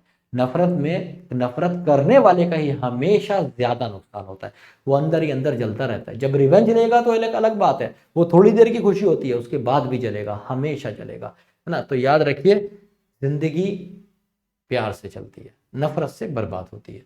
तो it should be greed to accumulate more and more wealth, answer is B. बाकी सारे आपको कंफ्यूज करने के लिए दिए गए। एम्बिशियस का मतलब होता है एक ऐसा आदमी जो अपने एम्बिशन को फॉलो करता हो और उसी को देखता हो। चलिए क्वेश्चन नंबर 23, क्वेश्चन नंबर 23 कहता है, हाँ ये भी आपका वोकैब का क्वेश्चन है। मैं आपको पूरा सेंटेंस समझा रहा हूं, एग्जाम में इतना नहीं करना, आपको देखना है इम्प्लीकेट। इम्प्लीकेट का मतलब होता है किसी के ऊपर कोई चार्ज लगाना, ठीक है, दोषी साबित करना। तो इनक्रिमिनेट उसका आंसर हो जाएगा बी। मैं तो इन क्वेश्चंस को ऐसे करता हूं, लेकिन आपको समझाने के लिए मैं डिटेल में बताता हूं। आप पहले क्वेश्चन पढ़ेंगे पूरा शुरू में, क्योंकि मैं शायद हजारों क्वेश्चन ऐसे कर चुका हूं, ठीक है, 12-13 साल हो गए मुझे पढ़ाते हुए, हजारों क्वेश्चन मैं ऐसे कर चुका हूं। तो he tried to avoid saying something, उसने कोशिश तो करी अवॉइड करने की कुछ कहने से, that would implicate, that would incriminate, है ना, जो उसको क्या कर दे, इनक्रिमिनेट, जो उसे और ज्यादा क्रिमिनल बना दे आगे, और ज्यादा उस पर चार्जेस लगवा दे। Answer is B. रिवॉर्ड से कोई मतलब नहीं है, ये पॉजिटिव वर्ड है, यहाँ पे नेगेटिव वर्ड का सिनोनिम चाहिए, स्टार्ट से मतलब नहीं है। आंसर इज बी, सिनोनिम करने हैं आपको सिनोनिम। Question number 25, advocacy. तुमने सुना होगा ना, यार तू बहुत एडवोकेट करता है इसे, है ना, क्यों तू इसको एडवोकेट करता है। एडवोकेट का मतलब होता है पार्ट लेना। एडवोकेट कौन होता है, जो तुम्हारा पार्ट लेता है ना। और हाँ, नहीं तो अपोजिशन का एंटोनिम होता है ये। तो एडवोकेट का मतलब प्रमोशन से आ जाएगा और कोई नहीं जाएगा, अपोजिशन इसका एंटोनिम होगा। आपको सिनोनिम बताने, मैंने आपको बताया पहले शुरू में, है ना, सिनोनिम बताने। क्रिटिक का मतलब होता है जब आप किसी की आलोचना करते हैं, है ना, क्रिटिसिज्म करते हैं, सरकाज़म देते हैं। लाइकिंग से भी कोई मतलब नहीं है। Answer is A. And here we have the last question of the day. इसमें भी आपको सिनोनिम बताना है, ध्यान से देखिए। जल्दी से क्वेश्चन हो जाएगा। He has been part of the all dissident activities. Dissident का मतलब क्या होता है? डिसिडेंट कौन होता है? डिसिडेंट का मतलब होता है डिसेंट, नहीं सुना आपने? Decent, DISS। डिसेंट का मतलब होता है ऑपोज या फिर ऑपोजिशन, है ना। तो डिसेंट का मतलब होता है, जैसे हमारे यहाँ इस समय रूलिंग पार्टी कौन है? बीजेपी। तो डिसेंट में कौन आएगा? बाकी जितनी पार्टीज हैं वो डिसेंट में आएंगी, ऑपोजिशन में। तो डिसेंट का मतलब होता है जो दूसरा कॉन्सेप्ट देता है, उसका काउंटर पार्ट देता है, ठीक है। तो डिसेंट इज बेसिकली ऑपोजिशन या फिर काउंटर पार्ट। तो डिसेंट का सिनोनिम क्या हो जाएगा? बेसिकली लीगल से कोई मतलब नहीं है, लीगल आपको पता है कानूनी होता है। कॉन्फॉर्मिस्ट का मतलब होता है जो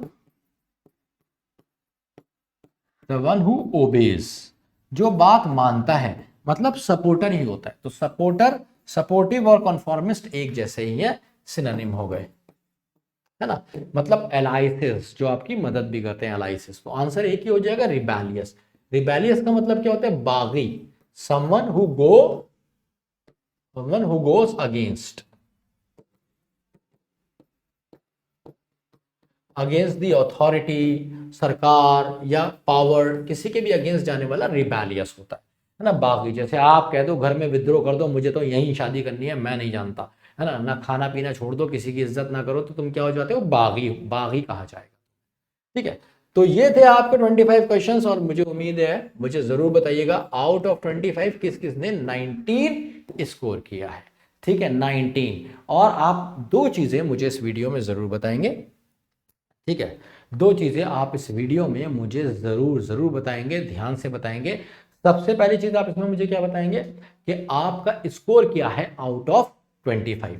दूसरी चीज आप मुझे बताएंगे आपको क्लास कैसी लगी। अभी 8 यूनिवर्सल रूल पूरे नहीं हुए, 4 करे हैं हमने, 4 रूल के लिए मैं आपसे मिलूंगा अगली क्लास में। वीडियो को मुझे उम्मीद है आपने ध्यान से देखा होगा, प्रैक्टिस करते रहिए। See you in the next class. Love you all. जय हिंद, जय भारत।